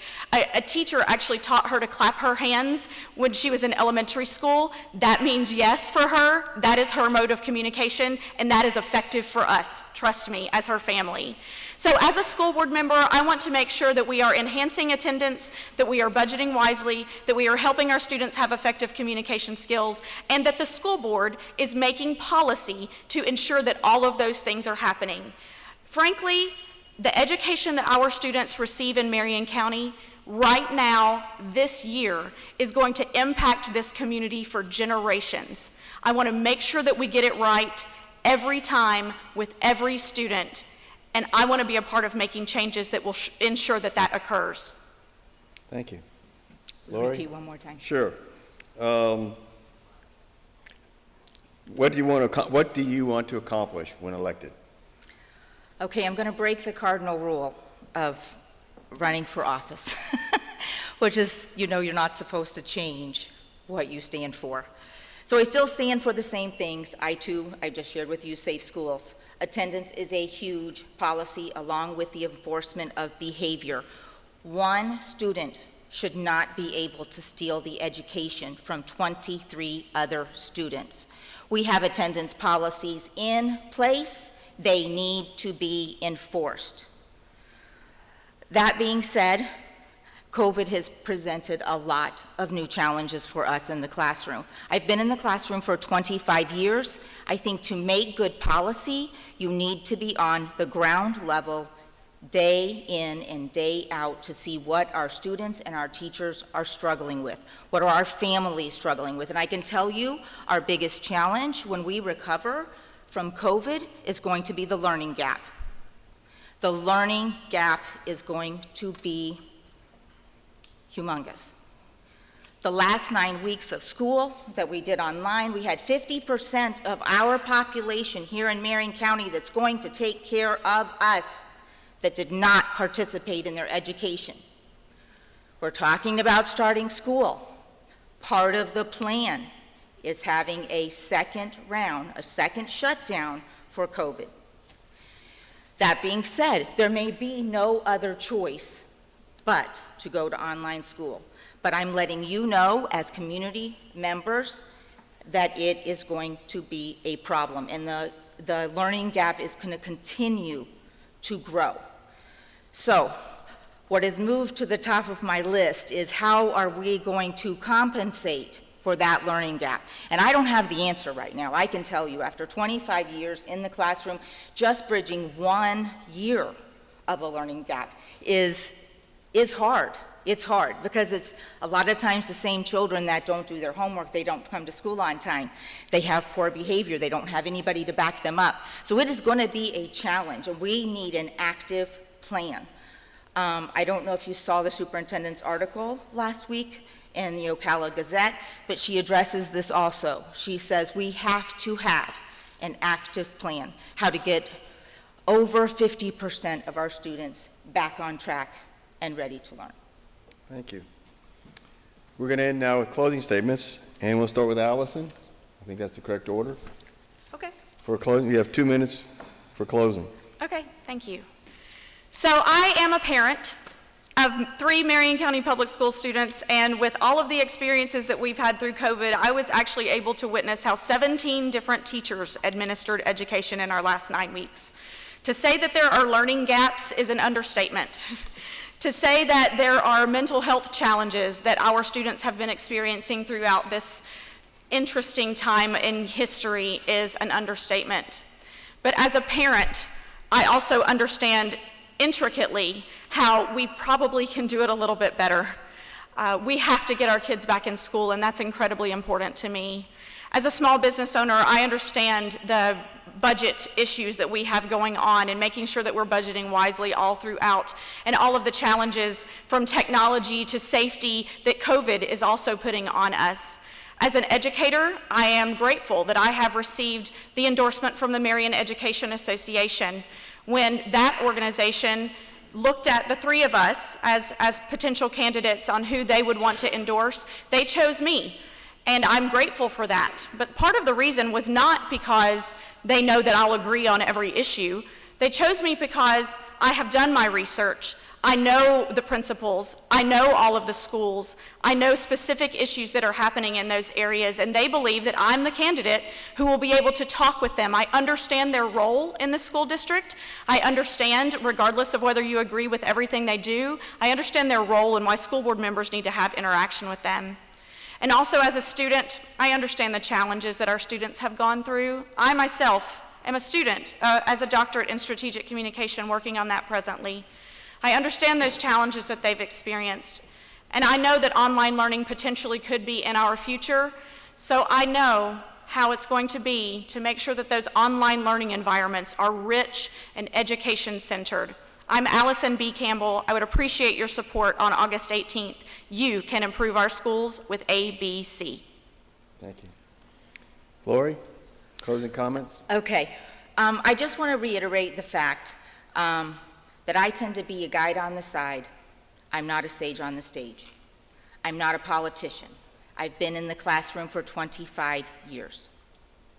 I'm the approachable person that you can call and ask me a question. I will meet you for a cup of coffee.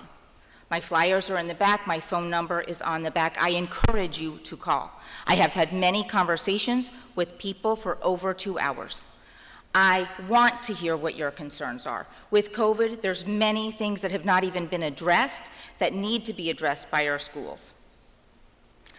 I want you to know that in 25 years, if you went back and you looked at my evaluation as a teacher, as a coworker, you would not find anything except outstanding. I get along well with people. I meet the needs of the children in my classroom, and that means every day with 25 different children and 25 different families, we're able to find a compromise, a solution that will help their child and that family. Does that mean that we're always going to agree? No, it doesn't. But it means that I will listen to you, and I will help you find a resolution for what you need. If it's from homework, getting to school, after-school, subject area. I just want you to know that. I think that's an important piece of being on the school board. You want someone that is a team player and can listen to others in problem solving. Thank you. Sheila, closing comments, please? Thank you. Again, thank you so very much to all of you that are putting on this event. With COVID-19, it has been pretty difficult for us candidates to get out and to meet folks face to face, so that you are providing this opportunity for them to see the Marion County local candidates is very much appreciated. So the school board member is responsible for budget and policy, but I think it's also imperative that those school board members are in touch with their schools. We need to be in those schools. If Anthony Elementary School says we need this curriculum because our third graders are really lagging in their reading comprehension, if the school board member assigned to that school has never been to Anthony Elementary School, then how do they know? So I think that it's very important, vital, that we are, as school board members, in those schools. As it's been mentioned, our budget has increased this year by over $58 million. It's a almost $652 million budget. There's a lot of moving parts to a school board budget, and we need the people that will ask those tough questions. Again, not be swayed by the misdirection of great communicators. My time as a recruiter, again, when candidates send me the resume, it is all the fluff and it's all of the things that we want to hear, but we need someone that will delve into those things to get to the core. I think it's also important now that as a school board member, we are already talking to the state about perhaps not counting this year's state testing. Our learning curve with COVID and then with the summer break, it's going to be extensive. So we need to have a really good relationship with Tallahassee, with our delegation. That is something that I have seen that has been lacking in our school board members, is they really don't utilize our local delegation to help us with things in Tallahassee. So that will be something that I will bring as well. Again, I'm Sheila Arnett. I'm running for School Board District 1, and I ask for your vote on August the 18th. Thank you, ladies.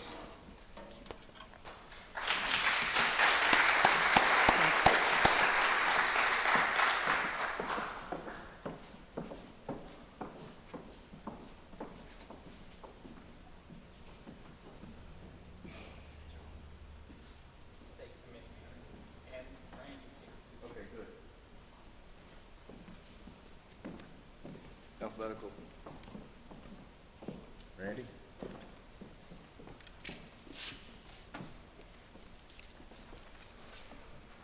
Our next group is for Republican Party State Committee man, and we have Randy Osborne on my right and John Townsend on my left. Randy, why don't we start with your intro, please? You have 2 minutes.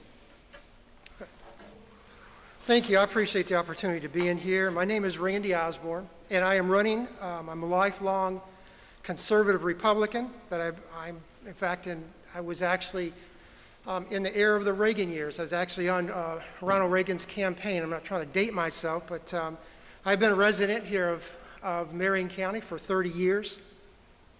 And I just want to explain real quickly what a state representative does. A state representative actually represents the party, the Republican Party of Marion County to the state. That's basically what we do, is we are a representative of you, the people, to the Republican Party of the state.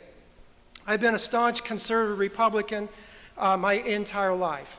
In fact, the moment that I had an opportunity to vote, I was a Republican. I just want to kind of give you an overview of what I stand for, what my positions are on different things, because if I represent you, then I need to be a person that you can get behind and say, yes, this person can represent me as a Republican. First of all, I believe in the Constitution. I believe the Constitution is the basis of this republic. I believe it's not just something that is considered, some people call it a living document. It's not a living document. It is something that this great republic was built upon, and we as Republicans, we as people need to adhere to our Constitution, and we need to get people in office that will take and protect our Constitution. I also believe that I believe in life. I believe that All life matters and is sacred from cradle to grave. I believe our Constitution protects the most vulnerable of us in society. The next thing I believe in is I believe in the Second Amendment. I believe the Second Amendment is literal.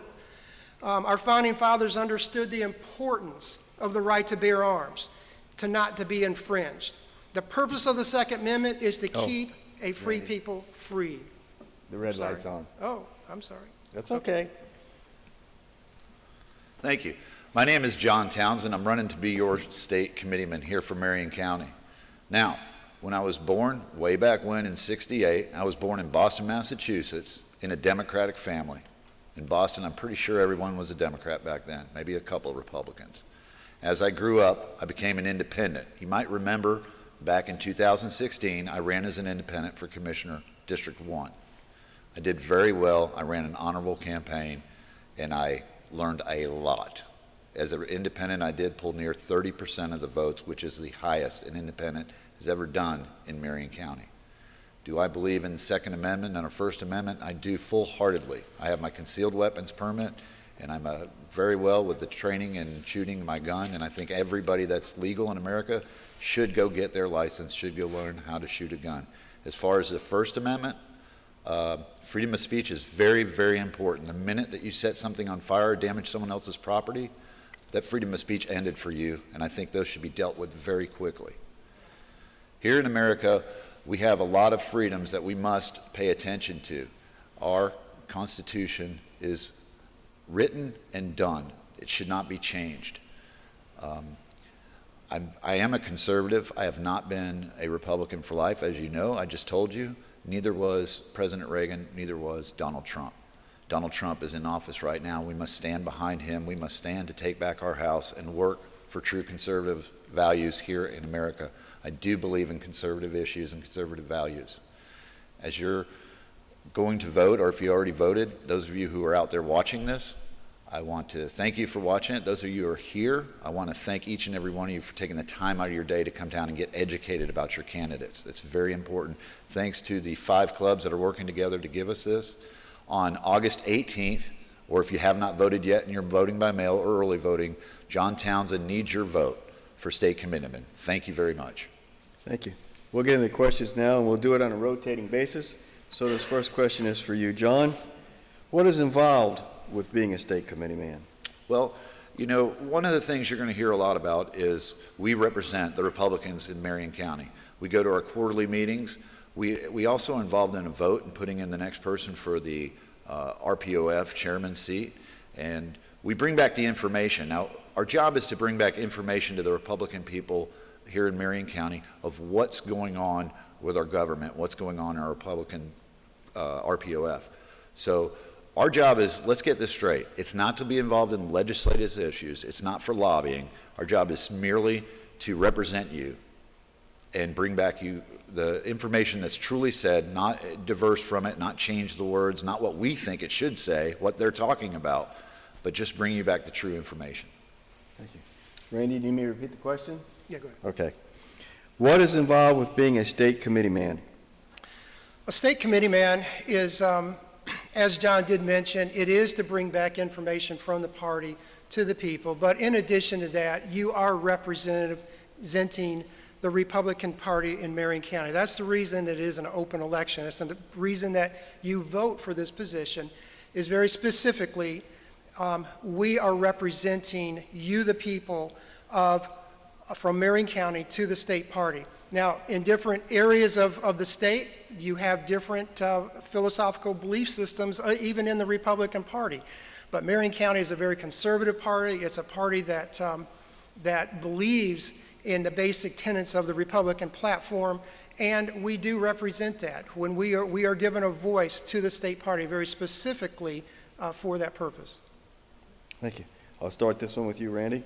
Randy, how will you bring the Republican Party together? First of all, I think it's extremely important in this time that we get together. There's not time for bickering. There's not time for jockeying for positions in the party, at the local level, at the state level, and the national level. We as Republicans should have one objective right now, and that objective is very specifically, is to get Ronald Reagan elected. The second thing we need to do is we need to come together and get, I'm sorry, Ronald Reagan, I'm talking about Ronald Reagan, Donald Trump elected. It's extremely important. In fact, in 2016, one of the things that I did is I worked with a faith-based coalition, went all over the state to engage the faith-based coalition for Donald Trump. But it's important to do that, and we need to put all of our differences aside, all of our issues aside, and get together and say, this is our objective. And our objective is to get our current president reelected, and secondly is to make sure that we keep the Senate, also the House, and also at state levels. This is critically important at this time. Thank you. John, do you need me to repeat the question? No, sir. Thank you very much. Ladies and gentlemen, I became a Republican December 15th of 2016. Immediately after that, I joined the Marion County Executive Party. I've been a member of the Marion County Executive Party ever since. I'm well involved with clubs across the state of Florida, influential people across the state of Florida, and I'm tired of hearing what a joke Seminole County and Marion County's clubs are. It's sad that I speak to people who come to our Republican club and hear, I'm not coming back because people made me feel so uncomfortable, and I've been a Republican my whole life. I don't like hearing that. What will I do to bring us back together? I'm going to fight to make changes to get rid of the people who are causing the problems and to build our club. We live in a county with more billionaires than I've ever seen before in such a small, we have a big land, but we're a small number of people, and we're all Republicans. I don't look at there's not even another party. They're all batty out there, and that's why I became a Republican, because you only have a true voice. But we don't have a club right now. We lost our club for whatever reason back so long ago and ended up with a whole bunch of free barbecue and a joke. That's what we've ended up with. So over the years, we're trying to rebuild our club, and I'm in there fighting, and I see the people who've been members of this club for so long are fighting against us, that it's time that we just stop. We stop, and why don't we have a club? Why don't we have a building? Why can't we? Because we can't get the people to come together. So as your state committeeman, I'm going to work very hard, and we've got a great state committee woman that ran unopposed, was elected, Kristen Angel, that I believe is going to work just as hard to rebuild our Republican Party here in Marion County, join forces, build a club that's respectable, build a place that we can come as Republicans to listen to our values, work together, grow, keep the correct people in office, fight for our president that we want elected. We're going through some hard times in our country right now, some hard times, and I'm not just talking about COVID, I'm talking about these people who've done nothing since day one but destroy the president and our Republican Party. We've got to have people strong like myself in this position. People say, well, I don't even know what that position is. It's a very important, strong position. Thank you. Thank you. John, we'll start with you for the final question. As a state committeeman, John, will you be loyal to the party or your principles? I've been loyal to the party, and my principles follow along with the party. Since I've joined this, actually before I've joined this party as an independent, my values have followed the conservative side. Am I perfect? Absolutely not. If anybody in here says they're perfect, well, you might want to run. But I'm not saying my opponent says that, he certainly doesn't. But the truth is, I'm going to stay with the party. The party's values are mine. I mean, I have nothing more to say about that. It's just, we stand with each other. Thank you. Randy, do you need me to repeat the question? As a state committeeman, will you be loyal to the party or your principles? One of the things that's required is an oath to the party, to be loyal to that party. If there's a point in time that, and again, I have been a member of the Republican Party for nearly 40 years. The bottom line is this, is my loyalty is with the party. I have proven that out. If there's ever a point in time that I cannot do that, then I would resign as a person to the party. But for the past 40 years, this is my party, this is my home, and I'm going to defend our party with every ounce of breath I have. because it's critically important. If you see what's happening in our nation, there's a huge divide right now. It's no longer Republican, Democrat. It's basically a constitutional republic compared to a Marxist organization. And that's the difference that we hold right now. And yes, I am going to be loyal to that party. Thank you. Closing comments, we'll start with John. Thank you very much. You're welcome. Folks, again, December 15th, 2016, that's when I became a Republican. I'm not quite sure when President Trump became one. We'll have to ask him. But the day the president came down and made that announcement that he was running for president, I stuck my guns, and that's the guy I wanted in office. That's who's in office today, and that's who I'm supporting. Like I said before, I've supported the Republican values, and I stick with it. As a citizen here in Marion County, I am also on the Board of Code Enforcement. This is my second term. It's a appointed position by the county commissioners, and I take very, very good, honest position with that job that I do, voluntary job again. It's same with this one, a voluntary job. You get elected, but we're not making money. I am a Christian. I'm right now looking for a church. I'm very honest with that. I don't want to make anybody believe that I'm the perfect person in the world. I never have. I'm strong. I'm the strongest candidate that's on this stage that's going to work for you. I've not been lobbying. I've not been involved in Tallahassee, which is probably not the best thing you want to hear, but it's also a good thing. I'm a fresh, new candidate that's going to get out there and work, represent you very well, represent you with my heart and our values together, and I'm going to go to Tallahassee. I'm going to go to these quarterly meetings wherever they're at and bring you back the true, honest information, and I'm going to leave my thoughts out of that process because that's what we're not supposed to do. Again, I'm John Townsend. And on August 18th, I really want your vote. And if any of you feel comfortable, today I'd like your money. Thank you very much and have a good day. Randy? Hi, I'm Randy Osborne, and I appreciate this opportunity to share my heart. First of all, I am going to explain very quickly about what I do. I am a director of several foundations. What I do is I am a lobbyist for conservative organizations in Tallahassee. And those issues that I just mentioned earlier, life, the Second Amendment, the Constitution, those are the things that I go to Tallahassee and lobby for. So my opponent kind of touched on that. Yes, I do that. And because of that, I do have to register as a lobbyist. But I constantly go there. Common Core, education. I worked 6 years on that in Tallahassee, across the state of Florida. Been to every single county in the state of Florida fighting that issue on Common Core. And our Governor DeSantis just recently has done away with that. In addition to that, the chairman, Senator Joe Gruters, the chairman of the Republican Party, gave me his personal endorsement.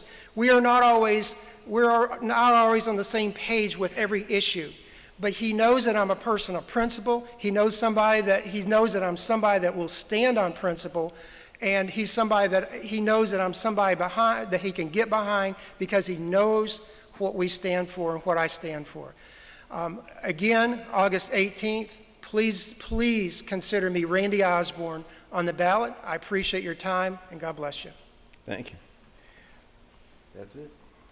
Ladies and gentlemen, we want to thank you and thank all the candidates.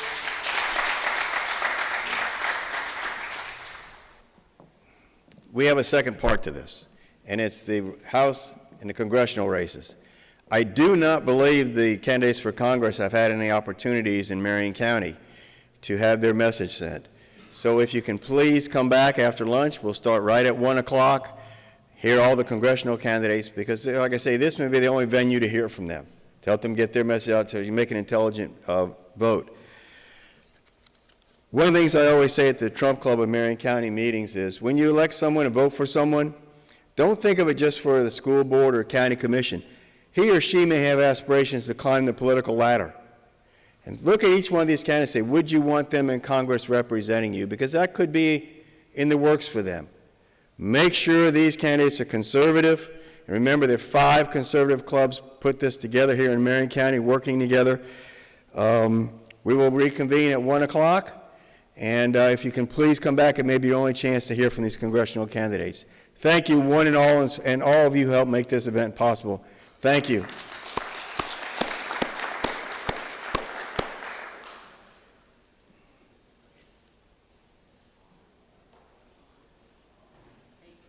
Yes.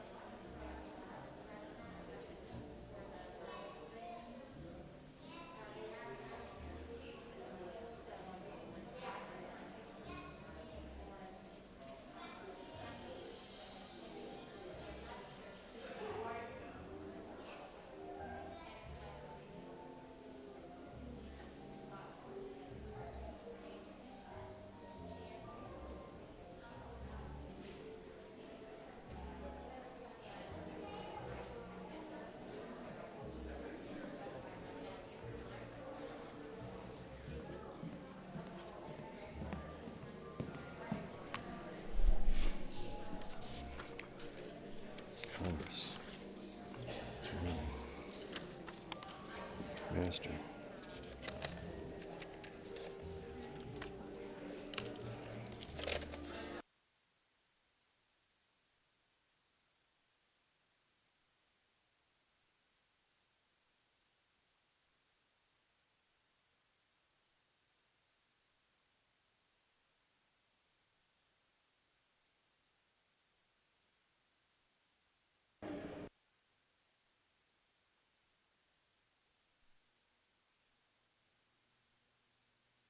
I'm going to do.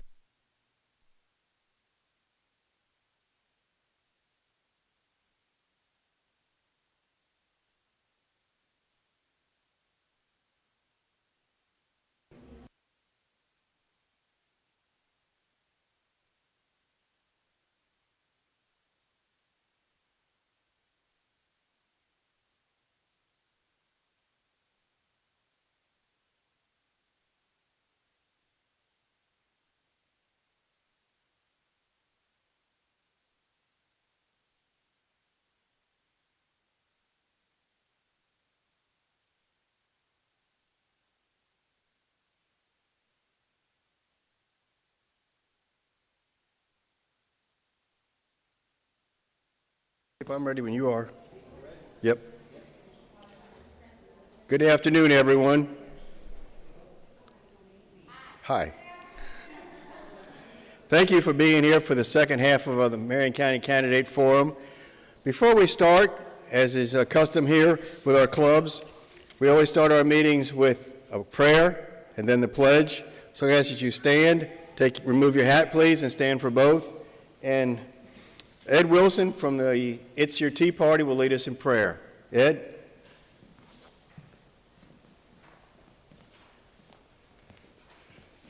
Thank you all for being here. Let's pray. There went the hand sanitizer. Almighty, holy, wonderful Father God, the Creator, we come to you now in the mighty name of Jesus to ask that you please cause a great revival across this land. We ask that you please show yourself strong to the victims of hatred and their families. We pray that families not be broken, but stay strong and loving, bringing up their children loving you and your ways. Please end abortion. Bless the Human Life Protection Amendment and all the good people working so hard on this great undertaking. We pray for safety in our schools, in our churches, and throughout our community and country. Please bless all of your churches. Make them of one heart and one mind, true to you and your word, and cause them to prosper and grow. We pray your blessings upon our law enforcement officers, our military, and their families. We pray that you, Lord, would be welcomed in our schools, in our media, in our government, in our courtrooms, and in all areas of our society. Please bless our leaders who love and serve you. Guide them and protect them. Keep them strong. Please remove the evil people from positions of leadership, authority, influence, and power, and replace them with people who love and serve you. Please forgive this nation for turning away from you and becoming so wicked and evil. Please forgive us. Soften our hearts and turn us back to you. Heal this land and bless this nation. Please protect us from all the evil trying to destroy us. Please cause confusion in the enemy camp. Cause them to flee in terror before your people. Please make us, once again, one nation under God, indivisible, with liberty and justice for all. We pray that you show yourself strong by putting an end to all the attacks against righteousness, against this country that was founded on biblical principles, against your churches, against the rule of law and law enforcement, against families, against the unborn babies, against truth, and against the rights you give us. Please allow each of us to have a positive impact in our community, our state, and our nation for your glory by helping each of us to show the people around us your love and your kindness. Help us to speak the truth with kindness and compassion and to push back against evil. Fill us with your love, your peace, and your joy. Let your attributes shine through us so that others will want what we have, that is your blessings. Please continue to bless each of us, our families and loved ones, with your protection, your provision, your guidance, your help, your healing, your peace, and your joy. Help us to put you first in all that we do. We know that you are in control, that everything is according to your plan, and that you work all things for the good of your people. We trust you and know that nothing is too hard for you. Lord, we love you and depend upon you. And Lord, most of all, your will be done on earth as it is in heaven. Thank you, Lord, for loving us more than we can imagine. Thank you, Lord, for your incredible gift of salvation through the life, death, and resurrection of your only Son, Jesus Christ, our Lord and Savior. It's in the most precious, holy, and mighty name of Jesus that we pray. Thank you, Lord. Amen. Please remain standing for the pledge. I pledge allegiance to the flag of the United States of America and to the republic for which it stands, one nation, under God, indivisible, with liberty and justice for all. Thank you, Ed. You're welcome, Glenn. Thank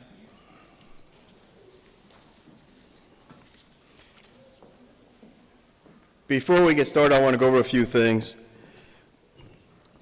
This event is sponsored by, oh, come on out, guys. This event is sponsored by 5 conservative clubs working together. Linda with the Rainbow Springs Right-Minded Conservative Group, Club. Liz with the On Top of the World Republican Club. Linda Reniger with the Deplorables of Ocala Palms. Linda's right. Linda's our timekeeper. And Ed Wilson, who just led you into prayer. He's with the It's Your Tea Party. And I'm Glenn Fiorello with the Trump Club of Marion County. This is almost history in the making to have 5 clubs working together here in Marion County. And the main reason we're doing this is so the candidates can get their message out to you, the voters. Gone are the days when you go eeny, meeny, miny, mo when you vote. Gone are the days when you ask your neighbor, who would you vote for? The good Lord gave you a brain. Use it. There's a lot at stake here. Please listen to what these men and women have to say today so you can make an intelligent decision when you go to vote. And if you're watching us on YouTube, which this will be on, please view it as many times as you can so it sinks in so you know who is the best person to fill the slot that you're voting for. And the irony is 5 clubs, 5 personalities, we all work together. And wouldn't that be nice if Washington, D.C. could do the same thing? Well, by putting the right people in office, just maybe we could make that become a reality.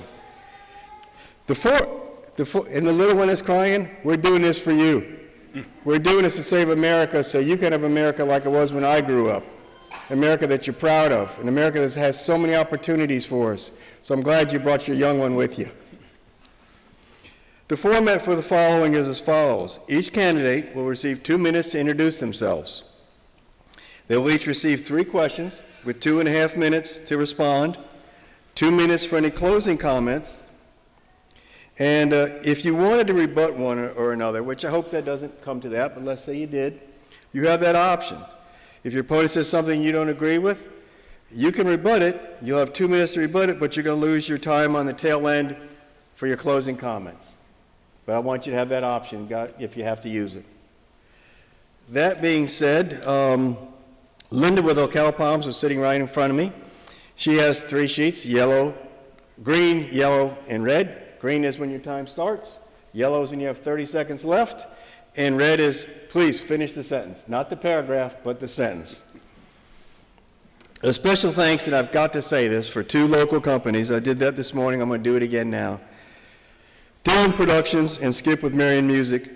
Those 2 local Ocala companies made this event possible because they did the video and they did the audio. They came in here last night like I've never seen, and I'm from the private sector. I'm used to people know how to work. They are phenomenal. What are you blushing about?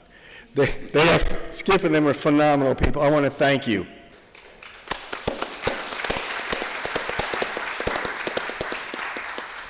One last thing. Every one of these candidates that's here is a winner. They took the first step to have their voice heard to make a change. So no matter if you come in first or if you come in second place, in my book, you're all a winner, and I do appreciate your time.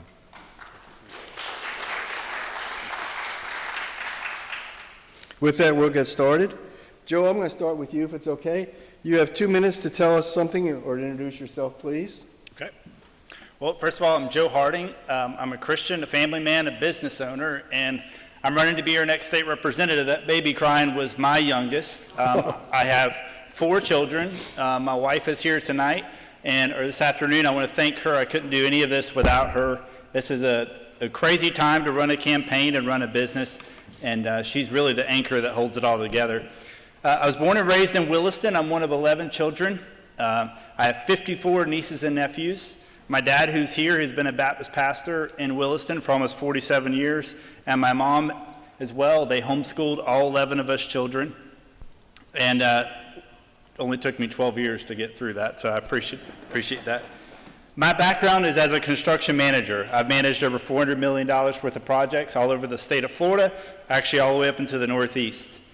And I've done that, and it's not Glenn, you've been in the construction industry, and anybody else that's been in it, it's a tough business, and it definitely makes you tough and makes you able to take a stand. And so that's a little bit about that. I also own a landscape company locally, and my wife and I as well run a small horse boarding farm. So I'm doing this, and we'll get into it more, but I'm doing this for my children. I'm concerned about the future of where we're heading as a state and as a country. I can't sit around and watch it anymore. I feel that the background that I have in the business world and the grit that I have prepares me uniquely to be able to be a fighter for us, because that's what we need. We don't need any more politicians. We need fighters, and that's what I intend to do. And I'll fight every day in the state legislature for the life of the unborn, to protect our Second Amendment rights, and to make sure that government is held in check every single day. So that's a little bit about me. Thank you, Joe. Russ? Well, good afternoon, everyone, and Glenn, I'd like to thank you and also the Republican clubs who put this on. COVID has certainly changed the way that we have done things as of late, and so for many of us, all of us actually, it's been very difficult for us to be able to get our message out, and so I know that Joe and I both appreciate this venue today. For those of you that are watching on YouTube, thank you for joining us there as well. As I said earlier, my name is Russ Randall. I have lived here in this area, the Dunnellon area specifically, now for 34 years. My wife and I both set up housekeeping there in that area and have enjoyed that, and that certainly has become home to us. I served as 12 years as the ag education teacher at Dunnellon High School. Some of the greatest memories, some of the greatest experiences that still to this day, carrying students all over the state, all over the nation to competitions, and being involved in helping them learn what their bent in life was. From there, I went to the Dunnellon Christian Academy. My wife and I both are members of First Baptist Church of Dunnellon, have been now for that 34 years. And so after that, I went to that church's school, Christian school, and for 12 years I served as the administrator of Dunnellon Christian Academy. And now the last 11 years, my office moved about 60 feet, and I have been the pastor of First Baptist Church. Once again, some of the greatest memories, some of the greatest treasures that an individual could have. I often like to refer to it this way: I've never had to work a day in my life, because everything that I've ever done was quite enjoyable to me. Now, certainly some days were longer than others, but they were all very, very good days, and I'm grateful for the blessings that God has put into my life. There's a couple of things that I would like for you to know about me, and the first one, and probably the most important one, is this: I have a biblical world view. That simply means this, that as I look through this world, as I take in information, it needs to be sieved through God's Word in order for me to be able to say how I want to go with that. So you'll have a good idea of most of those decisions that I want to make. Thank you again for the opportunity today. I didn't want to cut you short. Now, I'm colorblind, so when you say that, when you hold the red one up, I thought it was green you were holding up. And of course, I'm a pastor too, and so that didn't mean anything to me. So you'll have to wave at me. Thank you. Russ, I'm going to start with you because Joe went first earlier. Do you support taxpayer funding of the CEP, that's the Ocala Marion County Chamber and Economic Partnership organization, and why? Which way, yes or no? When we look at the Chamber of Economic Partnership here in Marion County, I think there's a couple of different facets that we need to consider on this. The first one is simply this: I believe that they have done some good things for Marion County. They certainly have done well to bring in some business opportunities, some economic development that I believe will have a long-lasting positive impact here in Marion County. Now, the direct question was, should they be funded through the county? And I believe that that probably blurs some lines there. I believe that we probably would have to look when we see what the CEP is doing. And so what arm are they actually representing? Are they representing the businesses? Are they representing the county or the city? Or are they representing another facet, being maybe the county commissioners? And so I think at this point in time, I would prefer that our Chamber Economic Partnership be one that was funded through the Chamber members and not so much through the actual county commissioners. I think that probably, at least in many circumstances, would be an obstacle that many of us would struggle with, perhaps even seen as maybe a contesting fact on who are they actually representing. So I applaud the CEP for the things that they're doing. I would prefer that they be funded internally rather than through our county government. Thank you. Joe, do you need me to repeat the question? No, I've got it. So I would say this. I would say in a test tube, I think my opponent's right. I think the right thing to do is it be fully funded in the private sector. And I'm going to give you my personal opinion. I'm running for state representative, not county commissioner, and this is decided at the county and city level. But I'll give you my opinion. I believe in taxpayer dollars that are held accountable and where you're providing a service. What I don't support, if we want to talk about wasteful tax dollars, we can talk about our $600 million education budget where we have areas for improvement. I think that the dollars going to the CEP, while I would like all of it to be funded through the private sector, I think they provide a lot of services for the county and for the city. Doing that, I think if you look back in 2015, actually the CEP was not funded.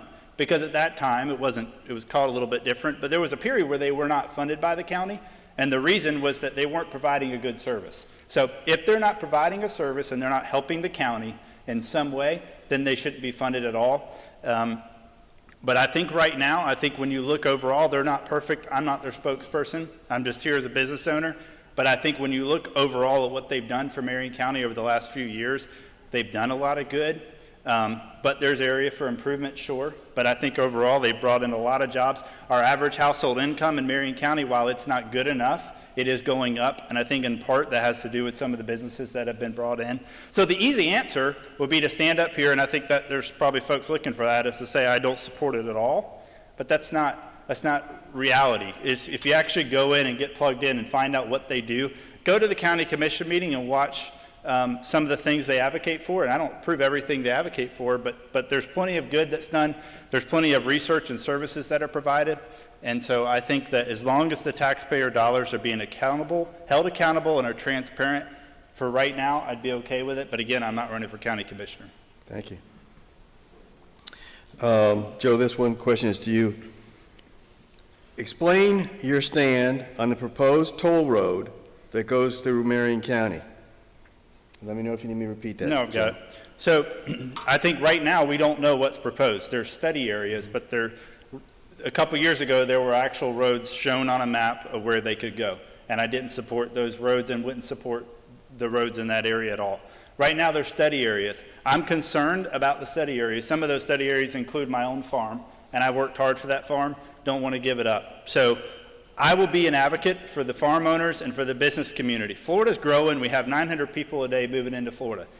And the only way we can stop growth is build a wall at Florida or become Taxachusetts and do what Massachusetts and New York has done and run everybody out through high taxes. So they're moving here because of all the reasons that make Florida great. That said, government has two fundamental roles: public safety and infrastructure.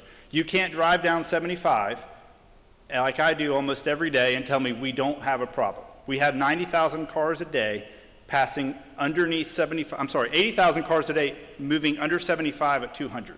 And we have 95,000 cars a day moving on 75. We have a problem. We've got to figure out what it is. This is what I would propose. I would propose that we use existing roads and right-of-ways where possible. I'm born and raised in Levy County. Levy County has US 19. I think US 19 is underutilized. I would like for us to look back at the study that was done by Rick Scott and the task force that he created. And I think some of their proposals originally were good, and we need to go back and look at those. But my commitment to the voters of District 22 is I'm not looking to be a backseat voter and a naysayer. I'm looking to be a voice at the table and fighting for our farmland preservation area that I will always defend, and fighting for our business owners and our business community, and understanding that growth is happening. We've got to do it right. And I'll be that advocate. But I plan on being at the table, not sitting in the back row saying no. I plan on saying, if it's going to happen, it's not going to happen here. And here's where I'm concerned, and here's the areas that I don't want to see erode. So right now, there's a lot of uncertainty. We need to get some transparency. I don't like study areas. I like plans. I'm a builder. I like to see a plan, then we know what's going to happen, whether it's good or bad. Right now, it's a blurry block of color on a map saying this may be where it goes. Thank you very much. Yes, sir. Russell? I don't know of anything that has brought more confusion and more fear to Central Florida than perhaps this toll road. Marion County has made it quite evident in this past year or so that they do not desire to have this road to come through some of our most pristine properties. And so I believe that each one of us should have grave concerns over this potential road that's coming through. I've had an opportunity to look at several maps and to see some of the proposed directions of this, and quite frankly, I've not seen one yet that I thought was going to be healthy for Marion County. Now, as the District 22 representative, that encompasses all of Levy County as well. And so now there are a few of those proposals that are including Levy County, perhaps thinking that Levy County is an easier target than maybe Marion County is. I would probably echo what Joe said in that if this is going to happen, we need to make sure that we're in a position to where we can have a voice about what that does to our economy, what that does to our farmlands, what that does to our way of life. I too would propose that I-75, already with some right-of-ways there, is a good place to start. Highway 19 and some other areas as well. Now, the drawback to using Highway 19 or even the interstate is that they're wanting a toll road. Now, for those of you that may travel that way very much, most of us would not appreciate having to throw some quarters or having them done us for some dollars to use that road, which is already readily available to us. And so I believe that there are some huge concerns, ones that we need to be a part of and ones that we need to have a voice at the table with them. Thank you, sir. Russ, I'm going to stay with you on this next one. Russ, how do you support parental rights? What's your stand on parental rights? If you remember earlier, I told you that I have a biblical worldview. And so I believe, once again, a great place for us to go on what we think about parental rights. Now, in my opinion, and of course there are exceptions to everything, but my opinion based on God's Word, God gave children to parents, and those parents should have the right to raise those children as they see fit. Now, certainly we have instances to where that doesn't go well, and so we need to have the proper authorities in there to make sure that children are not abused or misused. But I believe that parents have the right to be able to say, this is how I want my child to be educated. Now, I'm all in favor of the public school system. I am a product of that. I was a teacher in that for 12 years, and I am grateful for what we have there. However, I believe that parents need to have the right and the opportunity to have their children educated in the manner of which they choose. If that parent wants to homeschool their children, I don't know of any greater way of perhaps doing that. If that child has a certain bent in life and the school which they are geographically assigned to does not help them in that manner, then that parent needs to have an opportunity to go to a different school, to a different location, so that their child might be able to have the greatest benefit in education. I believe, once again, that the parent has the responsibility to raise their children, and they should be given the opportunity to do that without the government interfering in those things. Thank you. Joe? So, Glenn, I would take this and answer it almost like we're talking about property rights.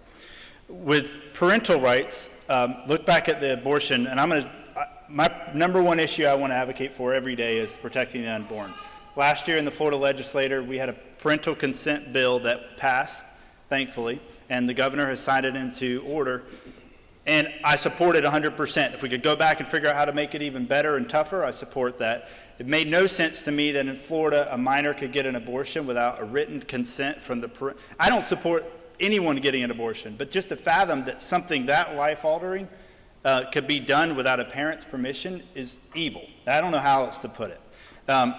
So I will fight every day to make sure that we protect the unborn and having parents involved as much as possible. But I also think that one of the areas, and I have 2 siblings at foster care, one of the things that gets overlooked in Florida, we are very lenient on bad parents. And here's what I mean by that. We have children in our foster care system whose parents burnt them, cigarette burnt them, left them in a hot car, and on and on. And those parents, time and again, will get those children back because what the government does, they give them every opportunity to get their kids back because we say reunification is king. We want to reunify. I would want my children back, but I'm a good parent. There's a lot of people that aren't good people that have kids. And so that's an area that I am concerned and want to look at. Like I said, I have 2 siblings right now. One of the siblings has a foster child from a parent who time and time again will meet speed bumps that the government puts out in front of them to try to get their kids back. And I mean, when it's a speed bump, they bump over a beetle.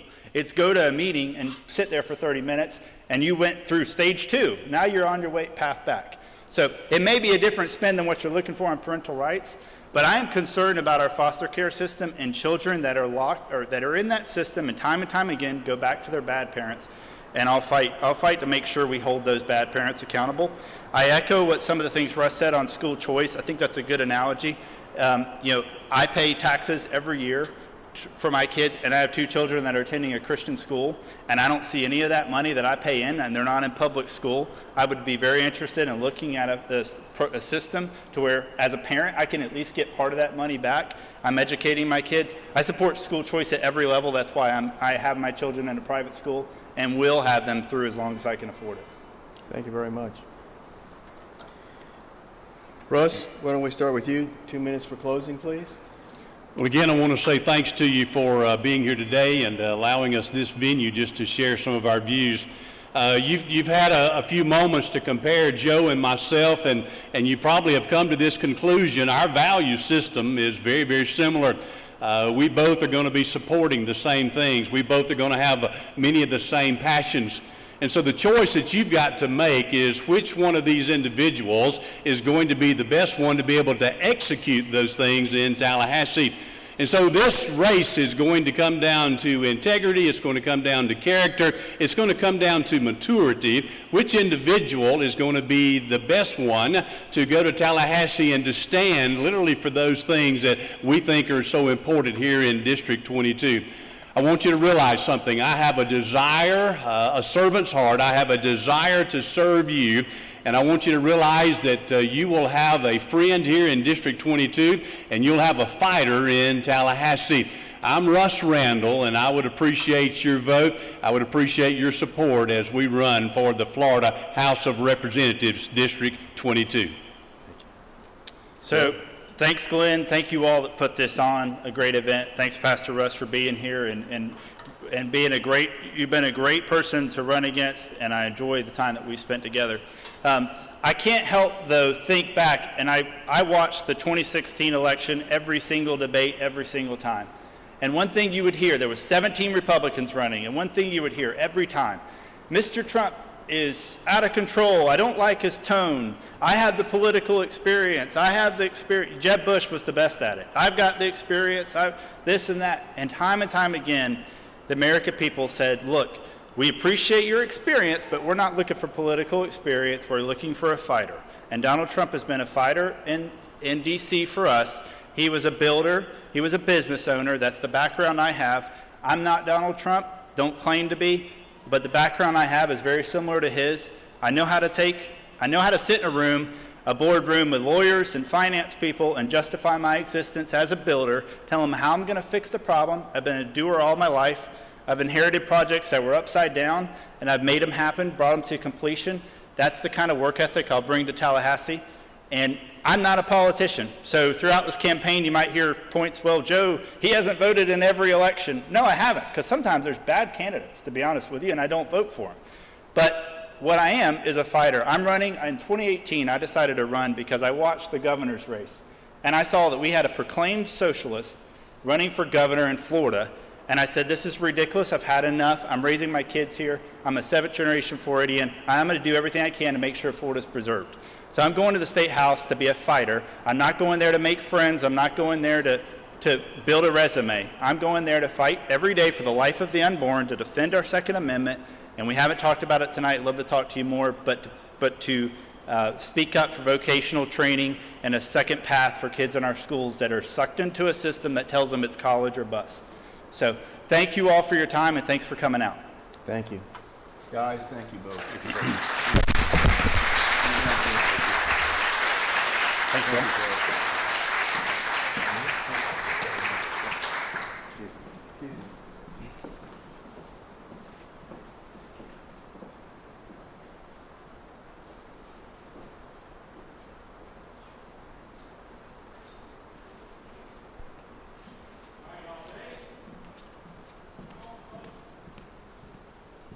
Next, we're going to have our congressional candidates.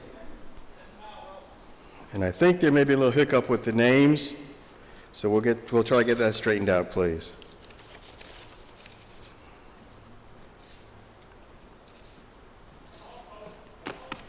Just so you know, my first name is David. D-A-V-I-D. You got it. I got it. Davis. I got it right. Theus. These. Theus.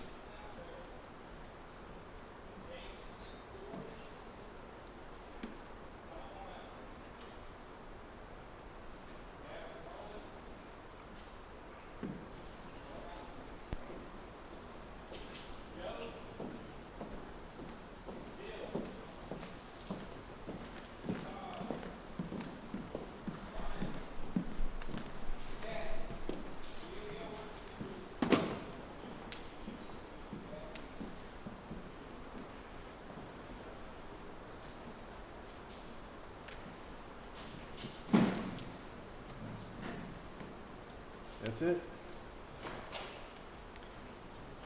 Good afternoon, everybody. Thank you for being here. These are your congressional candidates, and to my knowledge, this may be the only venue or the first venue in Marion County where they can have their voice heard all at one time. So please take note of this. This may be your only chance, other than a piece of literature you receive in the mail, to really see what this individual is up like close and personal, because you're hiring them for a job. You're hiring them to send them out of our county to protect our county and look out for us. So please, this is very, very important.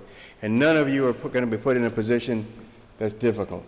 That's the last thing I want to do. I want you to be able to get your message out to everyone. First things first now, I think we've changed our order somewhat. We have. We need to go back to the order that we had. Kat, you're first. Okay. Ryan, second. Todd, third. Not here. Todd's not here, okay. Oh. With all due respect, Todd Chase is not here. He had a death in the family last night. So I think that's a pretty good legitimate excuse. So bear with us on that one. Bill, you're next. Joe? Amy? Oh, Amy's not here, I guess? Okay, no Amy. Gavin? You want me to scoot over? Yeah, that's fine. Judson Sapp, which is, Judson's not, I'm sorry, we're doing this a little different than normal. Judson is not here, he's not able to make it, so he has a representative, which is Evilio Silvera. And is it George St. James? Close. James St. George. James St., and it's written that way. And David? Theos. Okay. I always thought Fiorella was hard to do till all this. What I'd like to do is start this afternoon with Kat first, and we'll go all the way down the line. 2 minutes about yourself. and then we'll rotate. Then the next one will be Mr. Chamberlain as we go down the line for the questions. Kat, you have 2 minutes, please. And before I forget, this nice lady in the front, Lynn, from the Ocala Palms Deplorable Group, she's your timekeeper. You see green, that's when your 2 minutes starts. You see yellow, that means you got 30 seconds. You see red, finish the sentence, but not the paragraph, please. Okay. Thank you, Kat. All right. Is this mic? It's on. All right. Excellent. Well, thank you so much for hosting this event today. It is so important to have all the candidates together so we can talk about the issues in this very important election. My name is Kat Kamak. I am your constitutional conservative for Florida's 3rd District. I am a small business owner, a 3rd-generation commercial sandblaster, wife to a local first responder, and the longtime campaign manager and deputy chief of staff to Congressman Ted Yoho. I recently received my master's degree from the United States Naval War College in National Defense and Strategic Studies with an emphasis in information operations and counterterrorism. I am running because I believe that it's time to start putting America first. I, as a young millennial woman, am sick and tired of seeing people in Washington play the victim card. I am sick and tired of politicians spending our future into oblivion. We're at $26 trillion in debt. I believe that we need people who are going to stand with President Trump, build the wall, be pro-life in more ways than just in their words, but in their actions. And I also believe that we need to get back to the basics, which is the Constitution. I am a member of the Alachua County NRA, Friends of NRA, and in the People's Republic of Alachua County. That is a tough thing to do, but I am very proud of the work that we have done in advancing support and protection for the Second Amendment and our ability to carry and protect ourselves and our family. In addition to being a small business owner, I have fought for the last 8 years to help our business communities grow, retain jobs, grow jobs. I specialized in economic development in Congressman Yoho's office, and I'm proud of the work that we have done here in Marion County, specifically with helping advance the industrial parks here that have brought good, permanent paying jobs to families as Marion County has continued to grow. I look forward to today's debate and forum. Thank you to you guys for hosting this. And our website is catforcongress.com, and I look forward to today's discussion. Thank you. Ryan? Hello, my name is Ryan Chamberlain, and I want to be your conservative, pro-life, First and Second Amendment advocate and Trump-supporting congressman.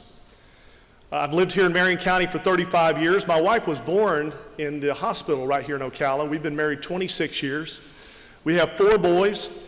23, 19, 18, and 15. Several of them are here with me today.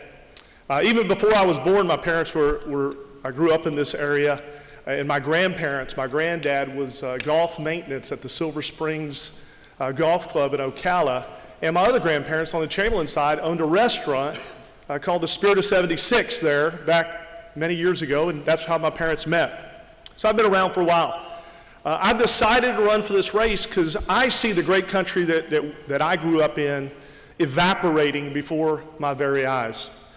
I have 4 boys. They concern me. The country we're in is concerning me for my 4 boys. And, you know, my oldest was 4, 23 now, 4 when 9/11 took place. So my children, and many of your children, we're not a part of the understanding what this country could be because it has changed so much in the last 20 years. Now, there's 10 good Republicans running in this race, many of them on the stage here today. I'm from Marion. The others are from north and on upward.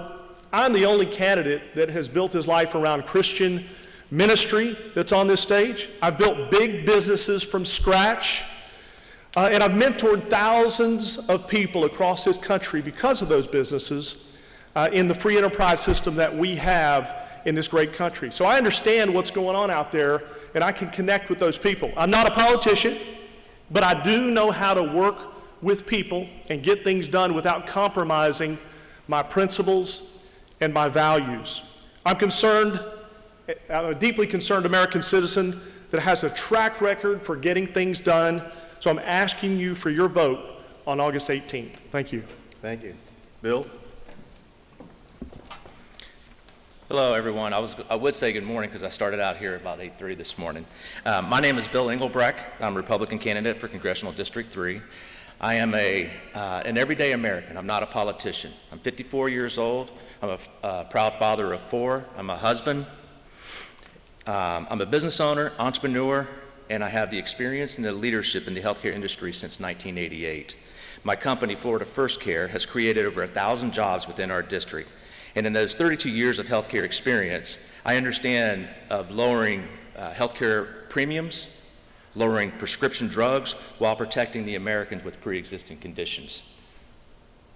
I vow to protect the military and our great veterans, access to more locations without waiting in long lines. After serving 3 tours, my brother, 2 in Afghanistan and 1 in Iraq, actually 2 in Iraq and 1 in Afghanistan, he would have to drive from Daytona to Gainesville to see a doctor. And there's no reason that any veteran should have to drive that far of a distance, passing many hospitals and doctors' offices. I vow to work with President Trump to create an immigration system that protects the lives of all Americans. We can protect all Americans by building a wall and increasing screenings at our ports of entry. And we must do this because human and sex trafficking smuggles thousands of young girls and women and sell them into prostitution and modern-day slavery. First 2 amendments are very important to me. Amendment 1 is a freedom of religion. It's not freedom from religion. I'm very proud of President Trump of bringing God back into our government, and that will become a new norm with this next administration, keeping Trump in place. Amendment 2, as long as every American in our county or in our country has that right to bear arms, we will never be invaded by any other country. Have you ever seen the movie Red Dawn? And I'm going back years with Patrick Swayze. Watch that movie, it's a great movie. I will defend the laws in Congress for all abiding citizens to have that right to bear arms. And as the left continues to push the socialist agenda, it is our job as Republicans to fight back. I'm Bill Engelbrecht, and I would appreciate your vote on August 18th. Thank you. Thank you. Joe? Good afternoon. My name is Joe Dallas Mulatto. I'm a conservative Republican running for Florida's 3rd Congressional District. I'm a small business owner. I believe in your Second Amendment right. Simply put, if you could read from left to right, there is no other debate there. And as long as there is an option, an opportunity for a government to go out overreach, then I believe it's absolutely your every right to protect and defend yourself and what you believe is your liberty, life, and happiness. I believe in giving our military all the resources to defend against any threat from land, sea, air, and cyber. I believe in taking care of our veterans, which was one of my specialties and priorities when I was working in DC for over a decade. I was on the front lines for our veterans, their families, authoring many, many legislative initiatives. And when we say these things, it doesn't mean I don't mean to tout about it. It means to give you an example of what I could do on day 1. Now, a lot of people say that they could do these things, but words and actions normally, generally, for most people aren't the same thing. Unfortunately, for socialism out there, my word and my action are always the same thing. I am going to be socialism's worst nightmare. Send me up to Washington, D.C., and I will fight 14, not 12 rounds for you. I have the experience in spades in what you're looking for and what you need. Somebody asked me the other day, why are you running when you have all these other candidates there that have all this money? I told them life is like a poker game. Now, you don't lose what you don't put in. However, some of us got dealt out a pair of 2s. I got dealt out a pair of 2s. I was never rich, never was given anything, had to fight for everything, learn everything, and better myself. Some people got dealt out a pair of aces. They squandered it. It's play money to them. And it's gonna be play money when they're representing you with your taxpayer dollars. But if you play the game right, if you work hard, this country is supposed to give you the inalienable. We have the inalienable rights to pursue happiness. So that's what I'm doing, that's what I'm saying, that's what our campaign's about, is inspire everybody out there to run. I wanna see 20 Joe Mulattos in 2022. It's our era, our time. If you play the game right, you could end up with a full house on 5th Street. So it's a matter of how you play the game of life. I'm Joe Dallas Mulatto. Go to mulattoforcongress.com. While everybody else would have you kneel, we ask you to rise. Thank you, Joe. Gavin, please. Good afternoon. I was thinking about, obviously, there's a lot of people on this stage, and probably the question you're asking yourself, you've heard a lot of similar themes. You've heard people, we're pro-life, we support the president, we'll fight to defend the Second Amendment. But you're probably asking yourself, how do I figure out who to vote for, who's going to be best to represent us in Congress on this stage, and how do I differentiate the candidates? And I know for me what I want in Congress, and one of the things that has frustrated me greatly is that we send people to Congress and they get up there and they become the weak-kneed, nervous, rhino Republicans, and they aren't willing to fight. They aren't willing to stand up and take it to the opposition. And we have real opposition. I'm not talking about Democrats. I'm talking about the radical left that wants the destruction of our country. It's not just, it's riots, it's an assault on our freedoms. It's everything we stand for as a country. I still remember when I made the decision to run for Congress, I was looking at a picture of my two grandfathers. One served in the European Theater of Operation during World War II, and the other served in the Pacific Theater of Operation, received a Purple Heart for wounds on Iwo Jima. And I thought to myself, that generation, the greatest generation, was willing to lay it all on the line to preserve this great nation. And what is my generation willing to do? And I've already gone overseas and fought in a combat zone for our country. But I thought, if I come back and watch what's happening in DC, then we are going to lose our country in Washington. And I may have fought in a war zone for our country, but really Washington's the new war zone. And that's why I'm running for Congress. I'm running because I want to take the fight to Washington. I want to take the principles I've learned as a captain in the Florida National Guard and the experiences that have shaped me leading soldiers in harm's way. I want to take the experiences in the classroom as a history teacher. I teach history.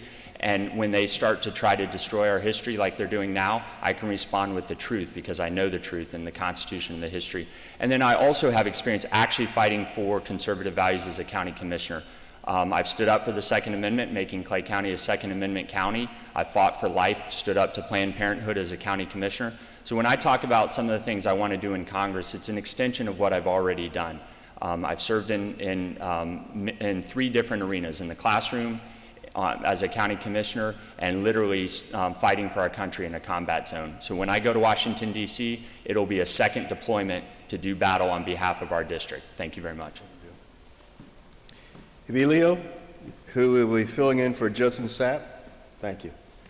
Good afternoon. It is great to be here with you on behalf of my friend Judson Sapp. Judson would be here in person, but he has an event in another part of the congressional district with Charlie Kirk from Turning Point USA.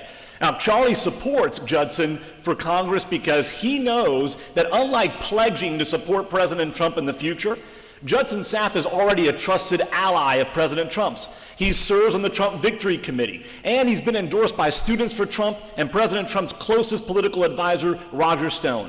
Why? Because Judson Sapp is not bought and paid for by the special interests. He is a successful businessman, a CEO of a railroad construction company, a great father and a great husband. He's actually signed the front of a paycheck and created real jobs, not just talked about it. He knows what a runaway government with taxes and burdensome regulations can do to beat down the private sector and keep small businesses from growing and thriving. He's A-rated by the NRA. He wants to finish building the wall, and he backs the blue and defends our law enforcement. Me personally, my parents came to this country from Cuba. I know the destructive evil that is socialism and communism. And Judson Sapp is already standing shoulder to shoulder with President Trump, fighting against the leftist, woke, Marxist mob that wants to destroy our very republic. Judson is defending faith, family, freedom, and opportunity. And that's why I'm asking you to join me in voting on August 18th for Judson Sapp. Send the conservative, proven business ally of Donald Trump's to Washington and defend our constitutional liberties. Thank you. You're very welcome. Next we have Dr. James. St. George. St. George. There we go. Good afternoon. I am Dr. James St. George, and I'm a candidate also for District 3, our district here. I want to thank all of you for coming today, showing an interest in our political process. It's very admirable, and to those watching to this event afterwards, thank you for your concern in our country and our district. Right. I am a surgeon. I'm a small businessman as well, and I'm a lifelong Republican. Now, like President Trump, I'm not a politician. I've never run for office, never been in office. I certainly haven't spent my career in politics. I'm like you. I'm an everyday person. I will put you above politics and political ambition every day. Now, like you, I want to help our president finish the wall, stop disgusting socialism, and protect our Second Amendment. Now, I'm not a politician standing with a gun and getting a picture taken. I've walked the walk. I spent my youth and early years of my adulthood shooting competitively. I hold a distinguished expert rating in 4-position rifle. I'm a concealed carry permit holder. I'm a lifetime member of the NRA. And I will stop the gun grabbers. I've walked the walk and I talk the talk. I'm a physician. Healthcare is one of our biggest concerns right now. We're in the middle of a pandemic. You know Washington's going to pass legislation, and they're going to screw it up. Lawyers, bureaucrats. We need someone who's lived this, qualified to speak to healthcare. Big government. Our deficit is out of control. Our children's children will be paying this off. Enough of the wasteful spending and regulations. Regulations stifle business. I started a business from scratch 10 years ago. I don't just talk about being a business person. I did it. My wife and I started a business not knowing anyone, and in 10 years we grew that to 4 offices and 40 employees. I know what it means to meet payroll. I know what it means to have a budget, and we can't spend more than we bring in. So I want to thank you again for coming today. My name is Dr. James St. George, and I appreciate your vote and your support on August 18th. Thank you. David Theus. Yes, how about that? Good afternoon, folks. Thank you for showing up and taking part in this civic process. My name is David Theus. I am 56 years old, a Christian, conservative Republican, and married with 2 daughters and 5 grandchildren. My work centers around cultivating professional relationships. My approach is focused on listening, asking questions, researching the issue, and working together to form viable working solutions. This is the same approach I will take with me to Washington to serve you. I believe America is the single greatest country in the world. We must never believe for one moment that this great nation is destined for a diminished future. I stand for traditional American values. I will fight for the Second Amendment, our veterans, religious freedom, fiscal responsibility, and the rule of law. I believe in the right to life, limited government, and free enterprise. I view our freedom as a 3-legged stool: national security, energy independence, and a safe and affordable and readily available food supply. I will go to Washington and not forget who I serve. I will do the work of all the people in a common sense approach. I pledge to serve a term limit of 8 years and come home. My name is David Theus, like the U.S., and I am asking for your vote on August 18th. Thank you. Thank you. To keep us in a rotating order here, I'm going to ask Ryan to start with a question. And the first question is this, Ryan. How will you support President Trump when he is reelected? Absolutely. Great question. You know, and I love the fact that we're talking about him being reelected, because that's exactly what we need to do. Or, ladies and gentlemen, we're not going to have a country if we don't reelect Donald J. Trump. I plan on initiating a bill for a balanced budget. Donald Trump needs more Congress people to get up there and help him accomplish what needs to accomplish. And of course, we need to take back the House to be able to do that. That is one of the biggest threats to our U.S. problem right now, is our debt problem. I want to help President Trump get the funding that he needs for the wall.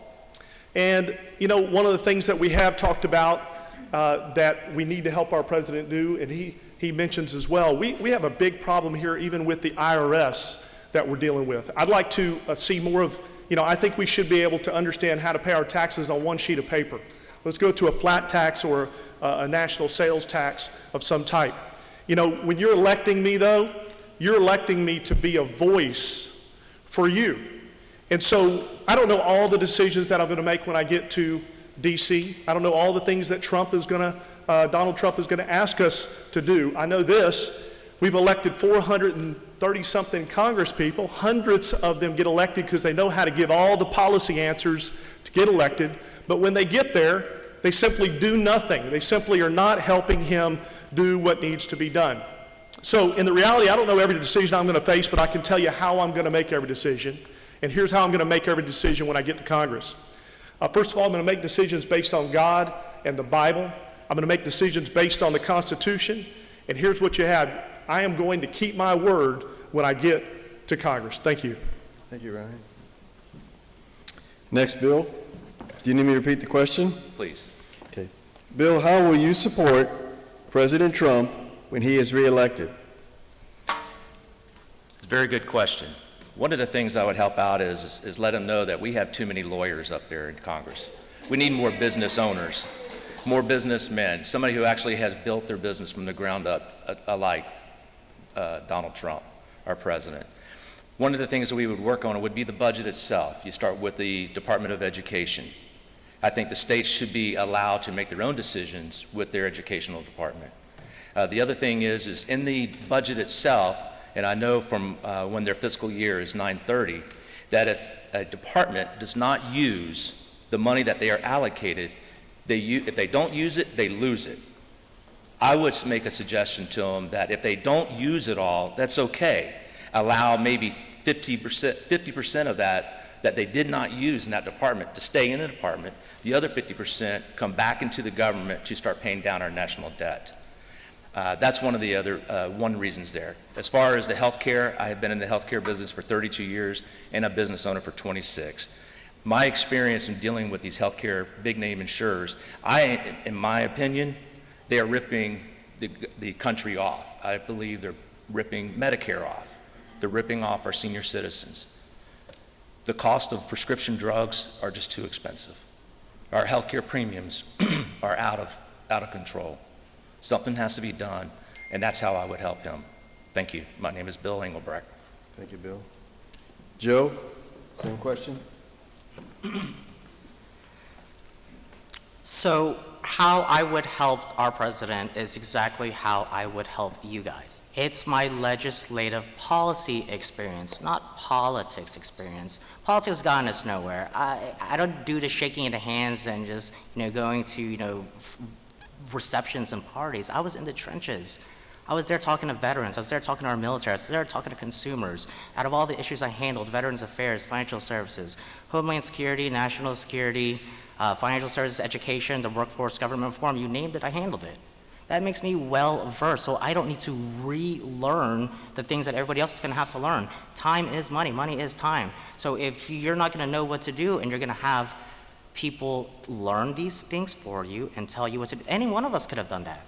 You should go do that. If your answer is to have staff find your answers for you. How I would help President Trump is to actually write legislation that he and everybody else bipartisanly can agree on in terms of putting America first. When you have all these poison pills in these bills, and we hear and see it all the time, and you have unqualified members and staff that are gonna have to figure it out along the way, what does that mean? Your answer is going to come 6 years down the line, because there's the idea, there's legislation, implementation, enforcement. Even if we thought of the silver bullet idea to end all right now, solve all our problems, it's still going to take a couple of years to implement. And history has shown me that they're pretty terrible at implementing things, because you don't write these things in the bill. When you're not specific and you want something to happen, you have a one-line bill that helps you sleep at night and a press release, and it doesn't actually do anything. You leave it to agency interpretation. Interpretation, tons of people have all sorts of ideas on what right to bear arms means, yet alone detailed bills that authorize to do something and millions of billions of appropriated dollars. They literally just spent $3 trillion in a blink of an eye. When every member, every candidate up there campaigns off reducing the deficit, in a blink of an eye, $6 trillion. $3 trillion. It's going to be 6 by the time one of us gets into office. The point is, All the same old is not going to get us anywhere but deeper in the hole. We need new leaders with fresh thinking that are qualified day one. Thank you. Gavin, same question. Well, I had the opportunity to serve under President Trump in a combat zone. I was deployed, and I served the end of President Obama's term, and then President Trump came in. And what a difference. When he came in, and this is documented, he said the commanders on the ground have authority to prosecute the war and take out the bad guys. He filled up the ammo supply point. You know how he talks a lot about how the ammo was depleted? That's very true. I was on the ground when that was happening. He filled up the ammo supply points and said, go after America's enemies and take them out. He was an amazing commander-in-chief. I served under him, and in Congress, I'll fight alongside of him. And how will I do that? First and foremost, keeping our country safe. Because if we're not safe, if communist China is controlling every aspect of our lives and our manufacturing, then we can't be safe. Then two, by working to reduce government and push it back to the states and to the people, and trusting the American people with their own choices and liberties. And then three, being a voice on agriculture and fighting for the American worker. The American farmer and the American worker, and that part of that is taking it to China and being strong on standing up to communist China. And I actually saw firsthand the communist Chinese threat. Communist China was building their first foreign base in Djibouti, Africa, when I was deployed there, and we saw firsthand the challenges they present, and they want to dominate the world. And I'll stand side by side with our president and fight alongside of him. And have you ever noticed when you see him, it seems like he's kind of going at it alone sometimes. He's just fighting out there by himself. Well, you have the opportunity to send him reinforcements. And what better way to do that than to send a soldier to Washington to fight in that war zone? Thank you. Dr. James St. George. Here we go. All right. Well, I'm a surgeon, and I spent 14 years training to do that. And by definition, we're trained to think critically, diagnose illness, treat that illness, and heal. Our country, Washington, is ill, it's sick, it needs help. Healthcare was put together, the Obamacare was put together by a bunch of attorneys and career politicians in back rooms. It was a complete failure. Our country's healthcare is a mess. And after this pandemic, you know they're going to go to Washington and they're going to get more legislation, spend more money, drive up the deficit more, and still probably get it wrong. We need a physician, a qualified individual who's lived healthcare every day in his career to help craft this. The deficit is out of control. They're just spending more. They think throwing more money at a problem is going to fix it. It's not. Our children's children are going to pay for this. Government's gotten too big to control and manage, too much waste. We need a balanced budget amendment. We need to cut out wasteful discretionary spending. We need to get our country healthy again. Regulations. Our president has eliminated more excessive regulations than any other president probably in history, and he continues to do so. He's looking to improve our health care. He tried to reverse the Obamacare. We lost the House majority because the Republicans did not follow President Trump and reverse Obamacare. Pharmaceutical drugs are expensive. Just the other day, President Trump signed an executive order to reduce pharmaceutical prices. This president, more than any president in my lifetime, has kept or attempted to keep every campaign promise he made. Every one.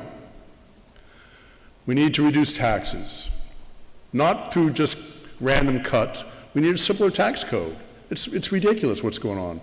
The regulations in our country burdening small practices in every aspect of our lives, too much. And the lawyers, let's talk about the lawyers. How about tort reform? You worry about high cost of medicine, defensive medicine, the personal injury attorneys, driving up health care, driving countries into business into bankruptcy. I will pledge to help President Trump address these issues as a physician and a businessman. Thank you. David?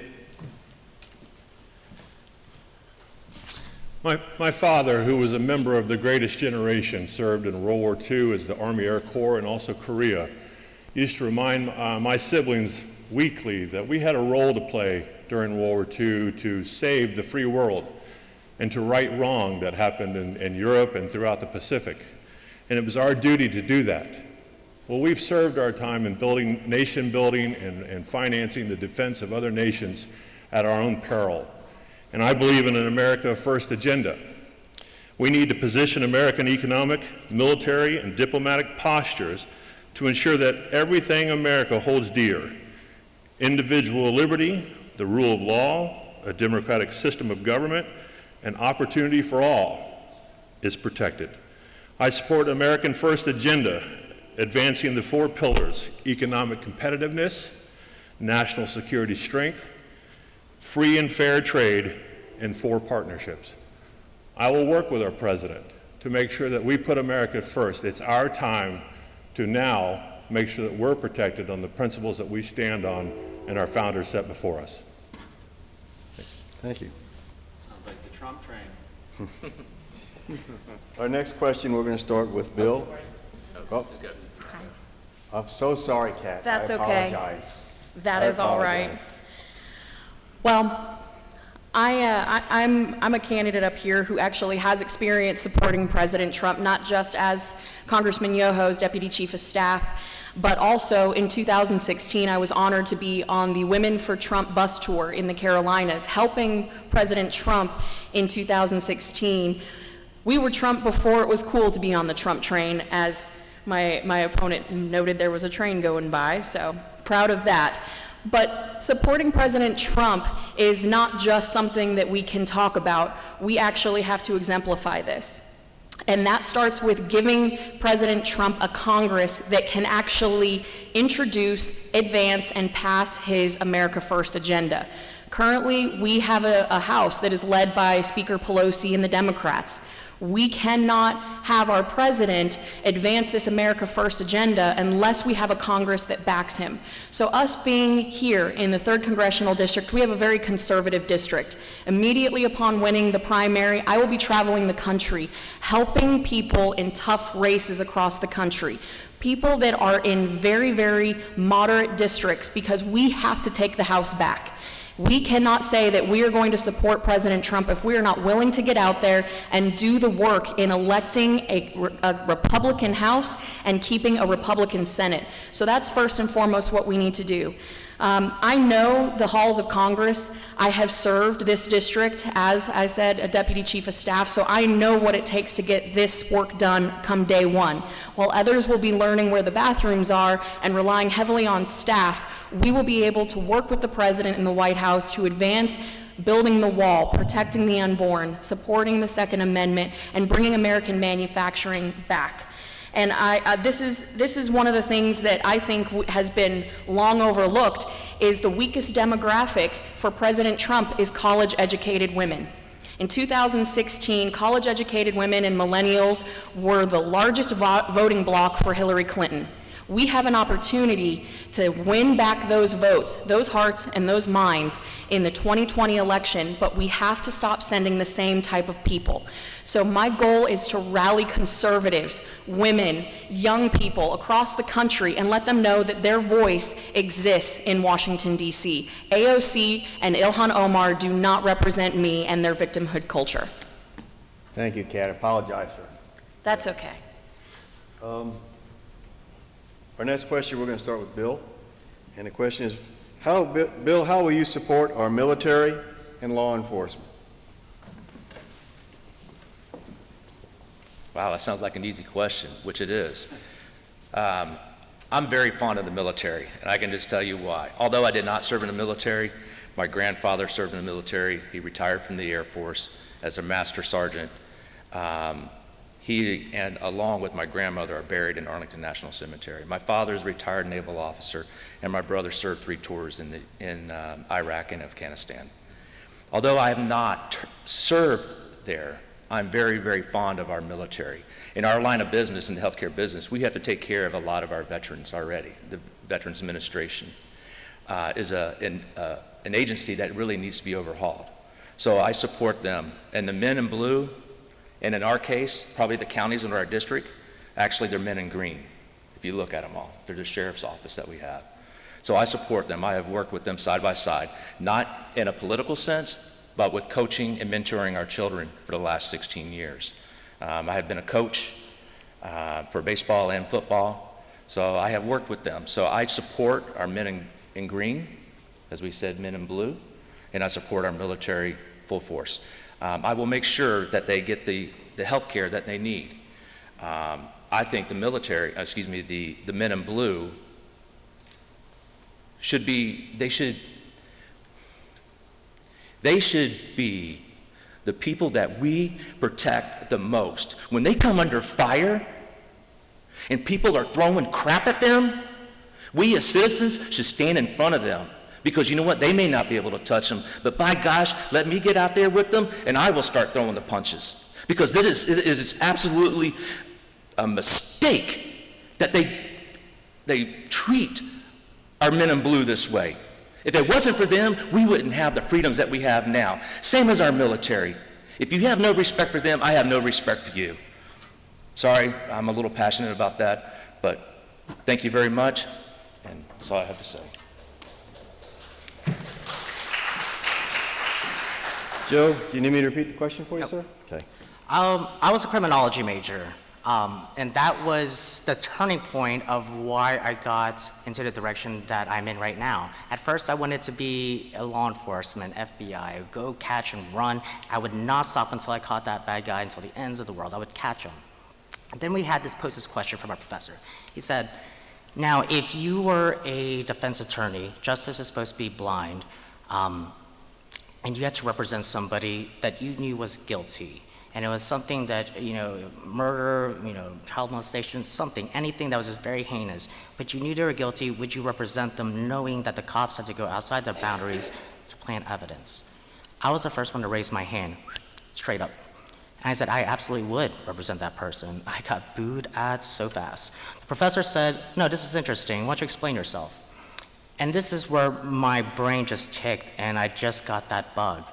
Because justice is supposed to be blind. Now, if everybody did their job, that guy would be going down no problem. But if we have to go outside our boundaries, even though they were guilty, to plant evidence, then something's wrong there. Then the law is broken. So I said, it might be this person, this scumbag today. I'm not defending them. I'm doing my job. And we're using the best justice system that we have. It's supposed to be blind, so everybody's got to do their job. Now, if we can't get them with the normal protocols and processes, then that's where we need to change it. Instantly, that's where I got my bug. Because I said, hey, it could be this person today, it could be one of us tomorrow. We could be innocent. And if we allow that to happen now, we got to cut, that's why I say we could change certain things with legislation, certain things with culture. So how I would help our military and our law enforcement is just break this culture, that there are good people, there are good cops, and they're not all just racist, they're out there sacrificing, and we got to go to bat for them. So for our law enforcement and our military, I've done many things already when I was working at the U.S. House, whether it be grants for our veterans, our law enforcement, veterans who get jobs at the law enforcement, to be as a law enforcer. Mental health is another thing that I've worked on. It's complementary alternative treatments. It's not a one-size-fits-all. Combating and addressing 18 to 22 veterans committing suicide per day is exactly where I'm going to work for our veterans, military, and law enforcement. Thank you, Joe. Gavin? So I think the question is not if, but how. And obviously, I'm in the military currently. I'm a captain in the National Guard, still serving. I actually have drill this weekend. It's virtual drill, so we checked in this morning, and then I was able to be here. But the challenges our military faces are, one, we were stretched thin. We're sent to a lot of foreign wars we shouldn't have been sent to. And so my policy on foreign wars has to have a clear, definable objective, has to have a clear exit strategy, and it has to be imminent danger to the United States. Otherwise, we do not send troops into conflict to fight on behalf of other countries. Let other countries defend themselves. America can still lead without having to put our men and women in harm's way all the time for other countries. So that's one way we can help them. Two, we have to continue to reform and improve the VA system. And I'll have a dedicated staff member focused on exclusively helping our veterans navigate the bureaucracy of Washington, D.C., and I'll meet with them weekly and go through a list of where things are at with each status of each veteran, because the VA, the government bureaucracy, owes our veterans an answer one way or the other on where the status of their claims. So that's another big where the rubber meets the road. In terms of our police, we have to absolutely stand behind our men and women and on the front lines defending this country. And one of the ways we do that in Congress is fighting against the Democrats' attempt to lift immunity for our police officers. That means then their entire families are now subject to suits and other kinds of things. And so it'll cause an even greater flight from our police force than we currently have.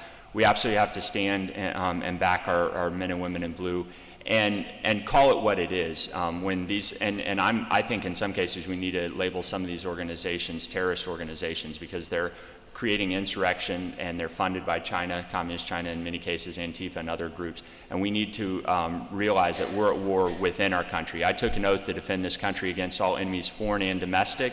I fought against foreign enemies, and I think in Congress I'll have to stand up to those domestic enemies of the United States. Thank you. Dr. James St. George, same question. I don't think there's a single one of us in this room that don't support our military and our men in blue. Our country is under threat, more threat than ever. China is attempting to take over the world economically, and they're ramping up their militaristic ambitions with Taiwan, Hong Kong, and the South China Sea. We need to protect our country. We need to always be vigilant. We need to protect ourselves against the terrorist states like Iran, who would love to develop a nuclear weapon and see the destruction of our country. We need to maintain our troops, and we need to be at the forefront of technology with those troops. That said, the military budget is 54% of our discretionary spending. I think there's excess. I think there's duplication of services. I think there's a better way to be mean, lean fighting machine and be the best military, or continue to be the best military operation in this world. As a physician, I've worked in 5 VA healthcare systems taking care of veterans who've served and have been injured in conflict. The VA healthcare system is in need of repair, as the rest of healthcare. And in the Men in Blue, our country is under siege internally. There are factions in this country who want to see democracy overthrown. You had insurgents taking over sections of cities, what we saw in Portland with CHOP, and now Seattle with CHOP, and now in Portland. The indoctrination of our youth to change the basic foundations of democracy in our country is a very significant internal threat. We need our police force to protect citizens. I've done simulations and training at the academy in Duval. The police force, think of what they go through, the stress every day. Every day they're wondering, am I going to be killed when I walk up to this car or this domestic violence situation? They deal with incredible stress, and they do overall an outstanding professional job, and we're belittling them. That's a shame. That's disgusting, frankly. We need to support our men in blue. And I believe this can be done with a strong conservative voice in Washington to speak for our troops and to speak for our nation's uniformed police. Thank you for your time. Thank you. David Theos. So our law enforcement officers and our military personnel are everyday Americans just like you and I. We attend church with them. We drop our kids off at school. We even coach teams. And like Gavin Rollins, an officer in the military himself. He's an officer and running a candidate for this office. So they're everyday Americans. And on the subject of our police officers and law enforcement, these folks are the ones that stand between civilization and lawlessness. They deserve our support for their willingness to put themselves in harm's way. Every day, by the way. So we do not generally have to pay attention. Well, I think it's time that we start paying attention. We can both support our police and create positive reforms that help improve relationships in the communities that need the police the most. I support the GOP's proposal to reform drafted by Senator Tim Scott out of South Carolina. The Justice Act includes incentives for police departments to ban chokeholds, improve continuing education training, provide mental support services, and creates a requirement for transparency on the use of force and no-knock warrants. As far as our military is concerned, the unprecedented era of peace that followed World War II revealed that the free world is safest when America is strongest. I will support legislation that focuses on rebuilding the military to levels we experienced under President Reagan. Our military deserves the best equipment and resources available. We need new technologies, improved safety equipment, and rules of engagement that do not hinder our men and women in combat from performing at their best ability. I will also support and advocate for an increase in the starting base pay for our enlisted personnel. Does anybody know how much they get paid to start off with? Gavin, enlisted? It depends on what enlisted rank. There's 9 of them. But No one who stands up and volunteers to protect this great nation should have to worry about being able to support their families. I will support a starting base pay across all branches of the military at $30,000 per year. Our teachers start at $34,000 per year. Is one profession more important than the other? Both teachers and both military personnel and our law enforcement agencies volunteer. They deserve our best attention. They fight for our rights and to protect our citizenry and keep our personal property safe and free from harm. Thank you. Kat? So it's a very timely question. How will you support military and law enforcement? This morning I actually was in Orange Park at a Back the Blue rally. And as the wife of a first responder, my husband is a firefighter and a SWAT medic just up the road. And so this issue is very, very personal to me. In addition to being the wife for a local first responder, I'm also the daughter of a police officer. I am the granddaughter to 2 World War II veterans, one who served in Germany and actually was a POW and a Purple Heart recipient, and the other was in the South Pacific. And I was fortunate that both were able to come home. I'm also the sister to an airman who served multiple tours in Iraq and almost didn't make it home on his 3rd tour. This issue is so close to my heart that I have dedicated basically the last part of the decade, or this decade, to military and first responders. In 2017, my husband, along with my best friend, we decided to form the Grit Foundation, which is a nonprofit organization that raises private money to put critical life-saving equipment on the backs of our first responders. And today, we are the official charity for 14 local departments. Whether it is canines, whether it is ballistic vests, radios, training, whatever the need is, we meet that need. Because for too long, I have seen my brothers and sisters in blue and green and red suffer and try to do a job that is very tough, where they receive very little community support, and they're doing it with their backs up against a wall. So I'm very proud of the work that we have done, taking our words of support and putting it into action, and that's why I'm very proud to have been one of the co-founders of the Grit Foundation. When it comes to our military, we have worked extensively in this area, whether it was working on military sexual trauma cases or VA appeals. We have the experience to navigate the VA and the bureaucratic system that exists in Washington. We also, in 2015, worked to get the appropriated funds for not 1, not 2, not 3, but 4 new VA clinics. I'm very proud to have been on the team that spearheaded that, and here in Ocala, we now have a 49,000 brand new square foot super clinic that will be opening soon, and that is going to provide the best care possible for our veterans here in Marion County. And I know my time is up here, but I do want to add that I am endorsed by Marion County firefighters, Ocala firefighters, the police chief here, Greg Graham in Ocala, and we are the law and order candidate, and I appreciate that support. Thank you. Ryan, same question. Listen, I view this question as an extension almost of the first question. You know, how are we going to support our president? And so let me give you 3 words here. Hypocrisy, corruption, deception. These are really 3 words that Donald Trump ran his campaign on to fight against it. He titled it Drain the Swamp.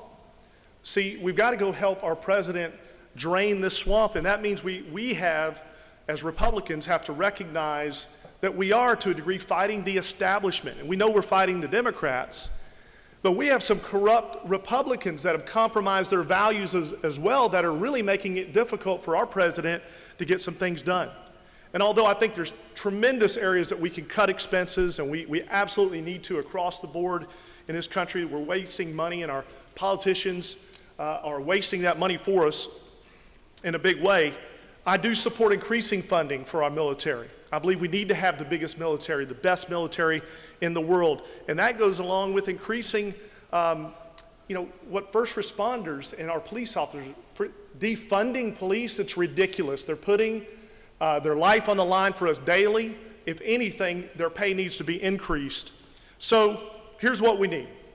We need a bold conservative that's going to keep his word. We are electing, and we have a current Congress, we have current elected officials, we have a problem in this country with the word trust. And so we need people we can trust. And look, I respect everyone that served in the military, that served our country. My grandparents served this great country. But I don't think we'd be better off just electing someone just for that very reason alone. I mean, having John Kerry just because he served in the military be our president, I don't think that's better than having a Donald Trump be our president. Absolutely not. But I do respect everyone that has served in a tremendous way. But really what we need is bold conservatives who are going to keep their word. Thank you. Our next question is, what is your approach to dealing with China? We'll start with you, Joe. Did I say Joe? Yes. That's you. So the approach with China, it has to be strong. It's got to be a strong deterrent. Everything that we have been doing isn't doing the job. When you take a kid, kids, and you tell them not to do anything, and there is zero deterrence or fear that something's going to happen, a result, a reaction, then you're never going to get the right response that you want. Now, the good thing with our president is that he is unexpected. Now, if we would have had Hillary there, they would have known exactly how to play the United States. The only reason why we're getting any inch, any movement is in these negotiations is because, again, we are doing things differently. Now, different, it could mean all sorts of things. It could be good different, bad different. Now, it's completely up to you all which case that's going to be. One of us is going to get the honor and opportunity to represent you in DC. Some good, some bad, but only one of us is going to be able to meet and exceed your expectations. We need to hold China accountable in all sorts of different ways, and not just by an email or a letter saying that we are not happy with what you are doing. No, we need to go in there hard. We could use every avenue. Now, we're saying that we're going to hold China accountable and make them pay for COVID. I think that's ridiculous. First thing is that, yeah, they could say, all right, we'll pay you back your 54 million or whatever it is. We owe China trillions, whatever it is.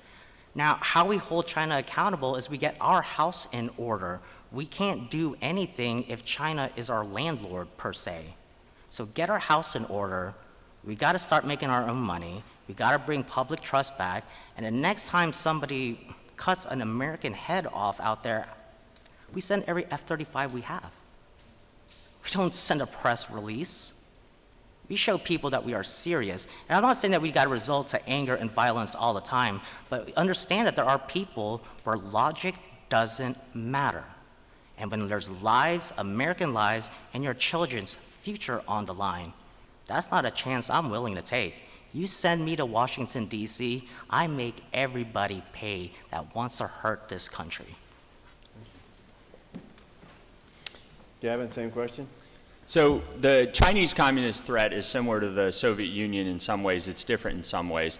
But one, we need to build a coalition. So Southeast Asia and similar countries within that region, similar to NATO, the North Atlantic Treaty Organization that defeated the Soviet Union. That's one thing we can do. Another thing, President Trump has already done this. We got out of the IMF treaty, which allows us to develop hypersonic missile systems, which will help us counteract some of what China's doing. Another key part of this is the cybersecurity element. We have to win the cyberspace race, and we have to, as John F. Kennedy said, we choose to go to the moon in this decade and to do these other things, not because they're easy, but because they are hard. He rallied the nation, and that space race allowed us to be ahead of the curve in technology. We need a new cyberspace race where we beat China when it comes to key technologies like 5G and the internet and the future, and winning that cyberspace race is critical to defeating the Chinese threat. We also have to do so on the economic front, and that means bringing jobs back to the United States. And there's a number of ways we can do this. One thing is when a ship full of Chinese products comes to our country and it is full of tainted toys and tilapia that has mercury in it and unsafe foods, you send the entire ship back. And they'll get the hint real quick that the United States is not going to tolerate our citizens being polluted and sold crap that isn't working. That's one way. Another way is an audit of the system. If the SEC changed, the Securities and Exchange Commission changed the way we rated the international monetary system that the Chinese are operating under and forced them to have accountability and audits, then right now the Chinese are doing a lot of funny things with their currency and manipulations. There's a number of ways I could go on and on. There's a great book called Stealth War. It's by General Spaulding. And he served in China, and he outlines a very specific plan to counteract China. And the threat to China isn't just about troops on U.S. soil. They want to control our ability to communicate through technology and various other means, and they also bully through economic means. And I'll stand up to that Chinese threat and face it down the same way Reagan did during the Cold War. And we will defeat this evil empire, the Chinese communist threat, and keep America safe and free. Thank you. Dr. James St. George? So China's been referred to as a sleeping giant. Well, it's not sleeping anymore. China's goal is complete dominance of global economy.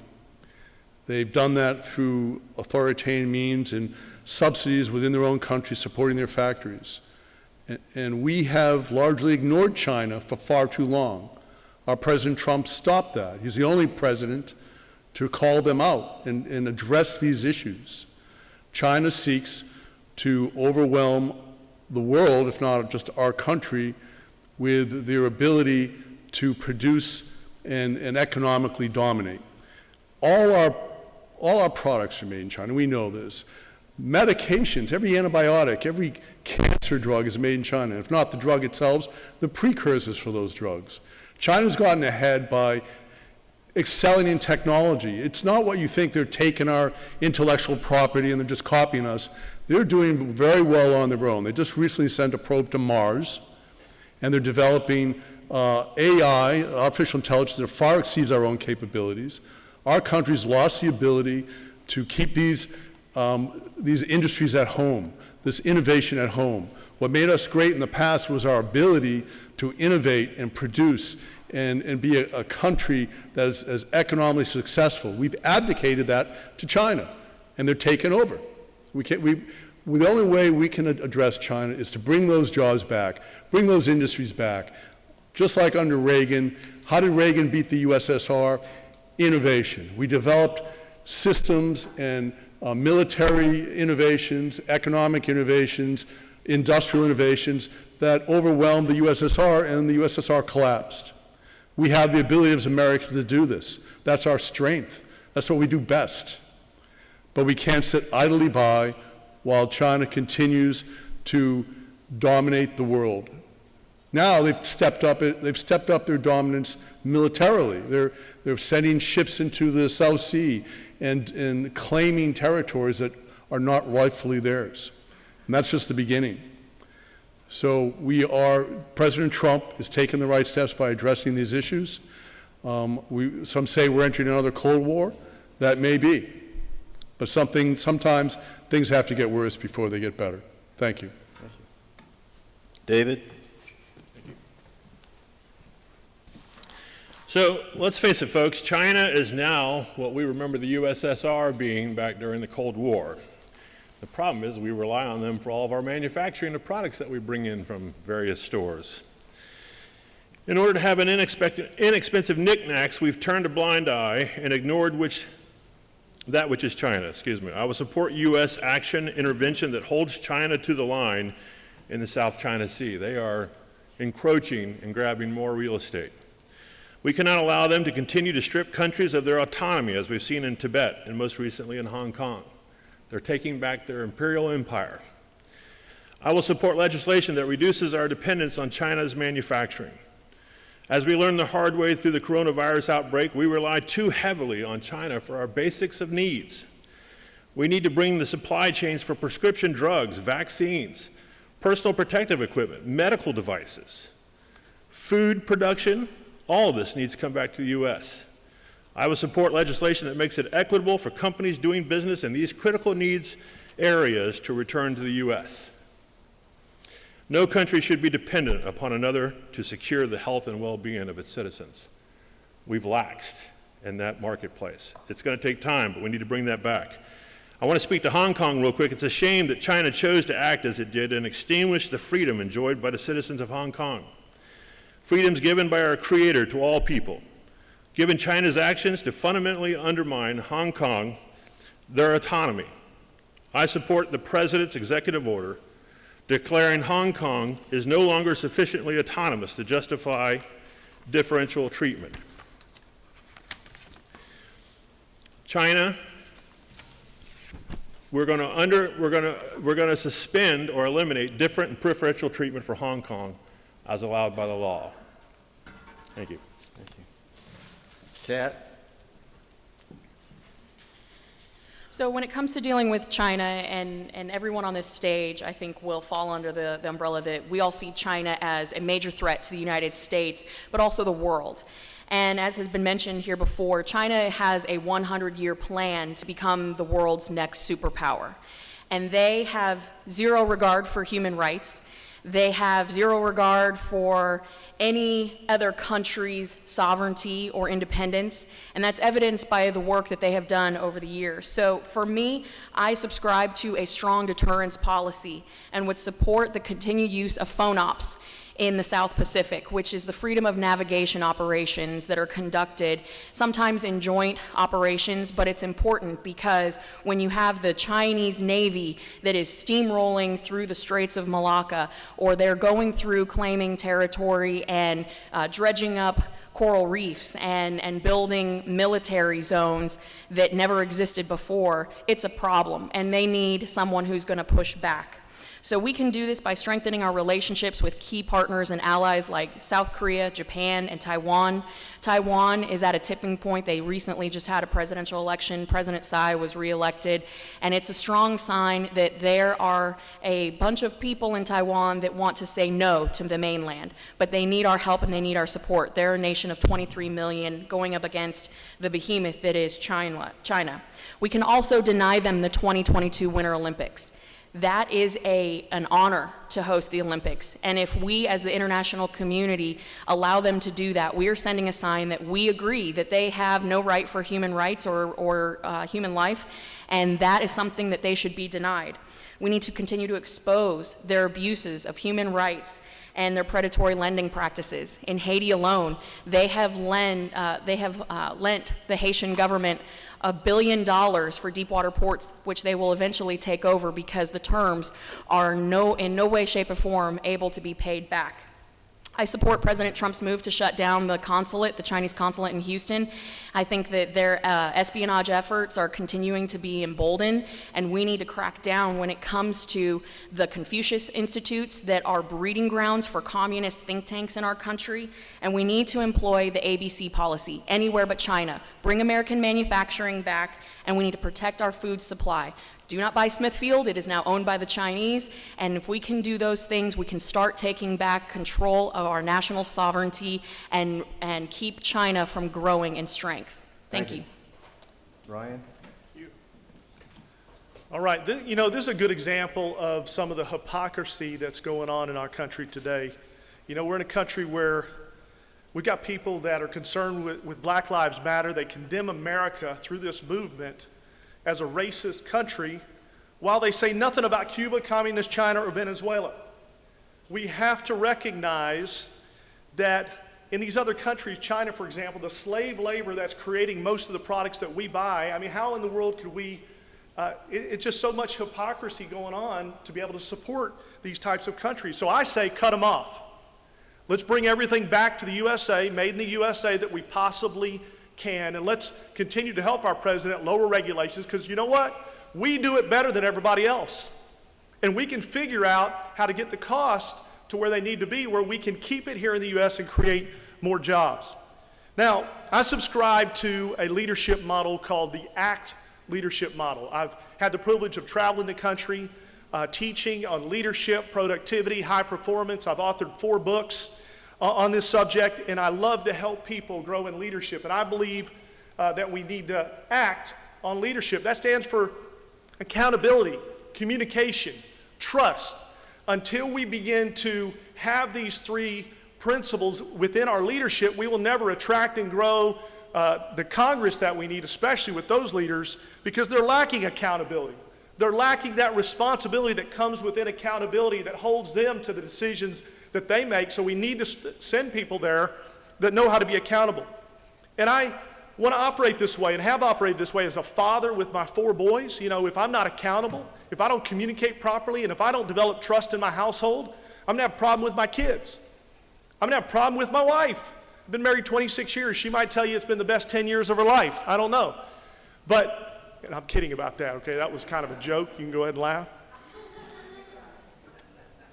The reality is, though, as a husband, anybody that's been married for a long period of time knows that you have to communicate and you have to develop trust in that marriage. And as your congressman, I will go to Congress operating, living off the principles of accountability, proper communication. You know, how we communicate, the frequency, and what we communicate on is important. But trust. Trust really means this, in simplest forms. Do what you said you were going to do. That's what I'm going to do as your next congressman. Thank you. Bill? Well, going last out of 1, 2, 3, 4, 5, 6, 7 of us up here, you could hear every explanation as to what they would do and how they would deal with China. So I like it when Trump does that, China. So I was just kind of a little humor in there. Now, right now, what we need to do in the healthcare arena, we have to bring back our drug manufacturing back to America.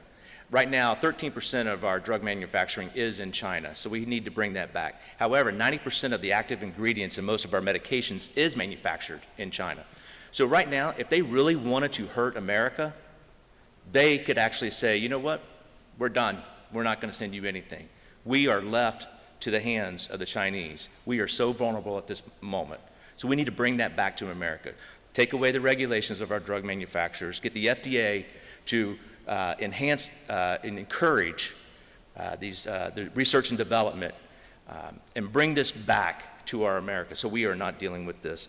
I also believe that China is a sheep in wolf's clothing, because I remember as a kid growing up playing Donkey Kong on Nintendo. And I guess Nintendo's still around, and Donkey Kong is too, but this is the old console. And I remember thinking, it's like, wow, this is made in China. Wow, man, they must be smart. They could make a video game. You know, that was when I was, 11, 12 years old, something like that. So I was thinking that. Well, they have increased that sheep in wolves' clothing because they increased the TVs that we were getting, LED TVs, plasma TVs, $5,000, $6,000. Now you can buy them for $300 or $400. So now we have become accustomed to being used to China. And that's because our past administrations have allowed that to happen. President Trump right now is putting his foot down and putting tariffs onto these, to the Chinese manufacturers, or with China. And you know what? I need to continue to support that and increase those manufacturers, but bring the manufacturing jobs back home. I don't understand why Apple is over there, because why? They got cheap labor. Nike, who's the leader in sports apparel, they are over there using slave labor and charging us an arm and a leg, in addition to supporting somebody that takes a knee at our national anthem? No. That's not what I'm American. That's not what I'm made for. I am a true American. And it's time to take back America. Thank you. Thank you. We had our 3 questions. Just standing here listening to you all, I am so impressed and honored that y'all took your time to come here. And as they say, anyone enters a race as a winner. You've taken the time, and I, for one, appreciate what you all have done and what you're willing to do for our country. While we're standing here, I thought of 2 other questions of my own that I wanted to enter, but we're on a time frame. So what we're going to do now is end this meeting with your 2 minutes of closing. We'll go all the way down the line, and then we'll wrap it up. And if you would like to stay and talk to these congressional candidates one-on-one, if they have the time, please do so. As I started, this is your chance to hire someone to work for you. Take this seriously. These men and women that are here are knowledgeable of the issues. And one last thing I want to say. Some forums, the candidates are given a category that the questions are going to come from. Some of them, they give the candidates all the answers. All the candidates will get an answer, a question to the forum, so they'll know ahead of time. In some forums, they'll cherry pick a certain person and say this person is our favorite, so they'll get the questions ahead of time. That's wrong. These men and women that have been here all day long, as God is my judge, and He is, none of them received these questions ahead of time. Am I correct? Correct. None of you did. So I applaud you for that. I really do.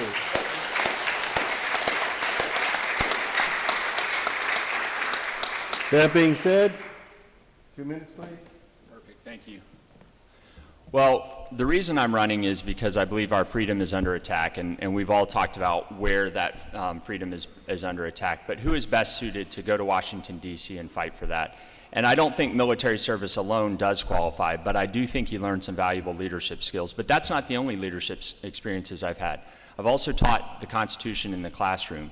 And I think that's rare because members of Congress very rarely follow the Constitution. And so I'll go up there and actually follow the Constitution. And I think one of the things particular on the Constitution we need to do is we need to impeach some judges. That's an authority that Congress has. And there was a lot of talk about impeaching the president, which was the wrong decision, and it was purely political. But we have some bad judges that we need to hold accountable. And Congress has that authority, but it's going to take courageous Republicans willing to stand up and say, that judge is out of line and we're going to hold them accountable. So that's one of the things I'd like to do. And then I've also had experience as a county commissioner. I serve on the Clay County Commission currently. I'm the only elected official on this stage, and I know that sometimes a career politician is thrown out there. I don't think my students or the terrorist I faced in East Africa would say I'm a career politician. But I have been able to serve on the local level and fought for the Second Amendment, fought for life, fought against tax increases, led the effort to term limit politicians in my county. And those were not easy decisions. Those were decisions that a lot of Republicans didn't necessarily agree with me on and fought me on because they liked status quo. But I've been in the arena and been willing to fight, and if you give me the opportunity to go to D.C., I'll continue the fight as a servant leader to represent you, and I'd be honored to have your support. Thank you very much.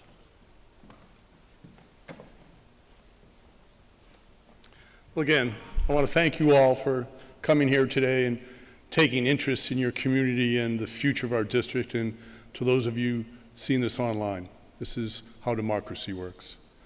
I'm Dr. James St. George, and I'm a true businessman. I know what it means to run a small business and build it from scratch. It wasn't handed to me. My father didn't make me CEO. It's something that I've started from scratch with my wife and I, and we grew this to a $9 million a year practice. I also know as a surgeon that our country in Washington is ill. It needs a qualified individual to help with our nation's health care and help address these serious issues that are going to rise up long after this pandemic is over. Congressman Yoho is a veterinarian, a medical individual. He understood this. He brought new perspective to this district. He wasn't a politician. He unseated a 24-year incumbent to become our congressman. And he brought that fresh perspective and his conservative values to Washington. He wasn't a career politician. He was first a veterinarian for most of his career, and then he chose to serve in the latter part of his life and career for our country, and that's what I propose to do now. I will bring strong conservative values to our country and to Washington and bring a fresh, new perspective, not those of career politicians or people who spent their life working in politics. I thank you for your support. I thank you for your vote. And I appreciate you all for voting on the August 18th primary in this great democracy. Thank you. David? I'm going to go off script for a minute. Of course, my wife's probably at home cursing at the screen by now, but it's okay. So I want to speak to the role we call representative for a moment. You know, the founders thought it was important enough to list it as the first in Article 1. They set the rules and the guidelines for the powers that we would have as your representative. Article 2 talks about the president, and Article 3 is the Supreme Court. Well, it's been pretty important to be your representative. My campaign reached a milestone just yesterday. I set a goal to reach 10,000 people by the primary. Yesterday we hit 8,000, one-on-one, not just fly by, here's a flyer, at least 15-minute conversation, sometimes 90 minutes in a Democrat's sofa in their house. As a business person, I have to talk to potential clients, prospective clients, to earn business. I know no strangers. My mother and father, I think the Lord Almighty gave me this gift. I can talk to anybody and warm up and understand their needs and concerns. The most important gift I have is listening. Listening to you, my constituents. We've talked very Washingtonian today. Each one of us has a pretty good perspective on what's going on in the world and how we might help President Trump and support him. But you elect us. I'm a voter first. I'm 56. I've been a voter for maybe not as long as some of you in the room, but maybe a little bit longer than some of them up here, except for this guy over here probably. But I think as a voter first, I want to know my representative. I know I can't meet 490,000 people. It's probably 600,000 until the new census comes back. But I've met 8,000 on their doorsteps, in their businesses, at their homes. I'll reach 10,000 by August 18th, I guarantee it, because I want to. And I want to understand your needs and concerns. You hire me. My name is David Theus, like the U.S., and I'm asking for your vote on August 18th. Thank you, sir. Kat? Well, again, I just want to say thank you for hosting this event.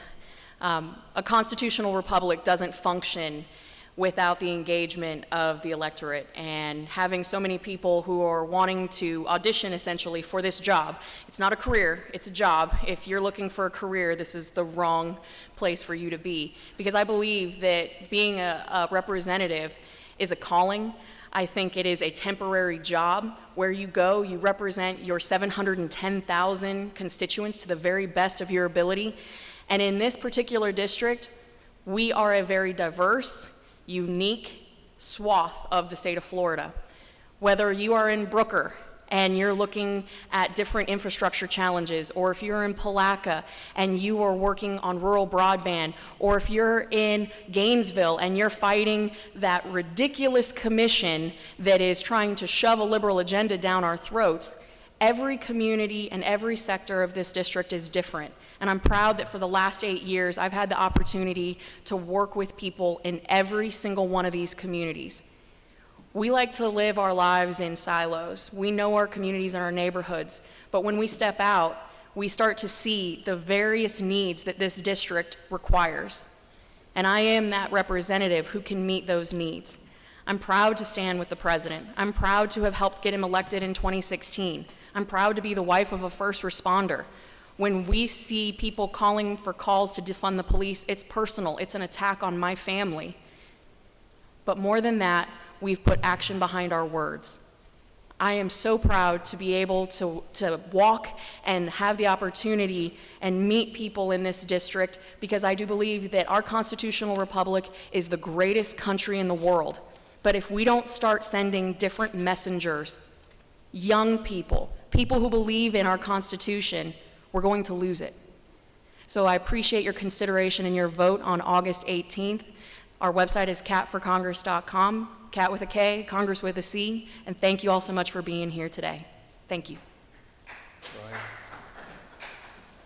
Glenn, thank you for helping organize this with the rest of the teams in the county. Again, my name is Ryan Chamberlain. I want to be your conservative, pro-life, First and Second Amendment advocate and Trump-supporting congressman. Listen, you've heard from 5 candidates on the stage that are from way up north, one that's just a little bit up north, and then I'm here from Marion County. And they're all nice people. Everybody up here's, as you said, you're very impressed with everyone up here. But if we're not careful, a lot of the answers will start sounding the same. If you've ever ran businesses and tried to hire people, in this case, seven people come to your office, and let's say you wanted to hire all 7 of them, and say you did hire all 7 of them.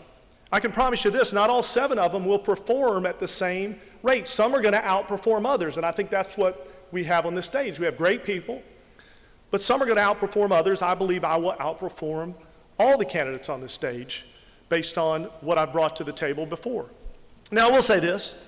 I'll bet we could find 7 people up in Congress right now that we could easily remove, and all 7 that are on stage today could go up there and do a much better job than some of the ones that are up there right now.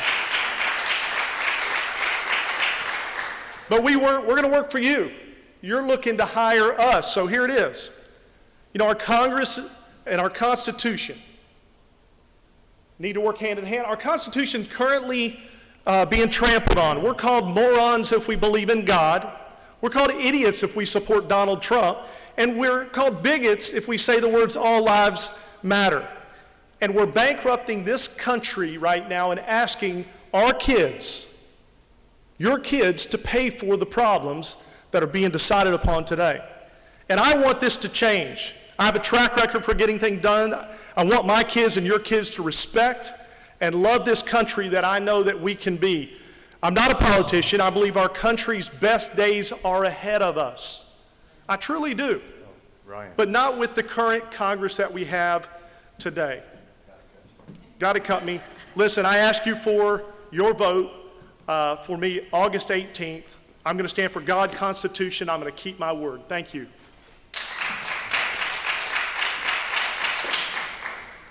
Is that for me? Oh, okay. You know, I live up in Orange Park. I live up north, as Ryan had said. So I lived in Orange Park. However, I remember going to college down in Tampa. I would drive down 301, driving through Marion County. I'm like, man, this is a beautiful county with the hills, the horses, the fields. I said, I love to get to know these people. Well, God always has a plan for everybody. You know, it may not be what I wanted, but you got to go with what God gives you. So I did not come to this job or to want to be a politician. I came here to help the people. That's why I started serving our elderly, dealing with Medicare recipients in the home health agency arena. So I have worked with individuals. I have staff that has worked over here with our elderly. And as a successful business owner, my door is always open. And I always tell new employees, I said, there's never a glass ceiling upon you. So, you know, as David has said before, you know, it is our duty to listen to you. I have a lot of friends. My wife says I have no enemies whatsoever. I have a lot of Republican friends, but I also have a lot of Democratic friends. And I call them friends because we have the ability to sit down and have a conversation. And I believe with the leadership skills, the lifetime experiences that I have, that I can bring that up to Congress and represent our district. My name is Bill Engelbrecht, and you can look for me at billforcongress.us. You can follow me on Facebook. And right after this, I am ready for a beer and go take a ride on the motorcycle. There you go. Hopefully not at the same time. Not at the same time, no. Thanks, Captain. Well, thank you all for coming, and thank you all for watching. I'm Joe Dallas Mulatto, again, running for U.S. Congress, Florida's 3rd Congressional District. I started this mission, this American dream, in 2007. I was an intern for former Congressman Cliff Stearns. I was a criminology major, which actually is pretty sweet. Now you're thinking about it. There's a lot of criminals up there in the U.S. Congress. A lot of people that are saying a lot of things. A lot of people aren't doing a lot of things that they say they are. It's who they say they want to be and who they actually are. I am the same one. Who I say I am, that is the person I am. I have grit, I have dedication, unwavering dedication, that I have committed to this dream for the last 13 years. I have the qualifications where it matters, the heart where it matters, and I especially want you to put your vote where it matters, August 18th. I started this 13 years ago when everybody says this day will never come. So my campaign, when they say, well, what happens if you don't succeed? I've already succeeded in what I sought out to do.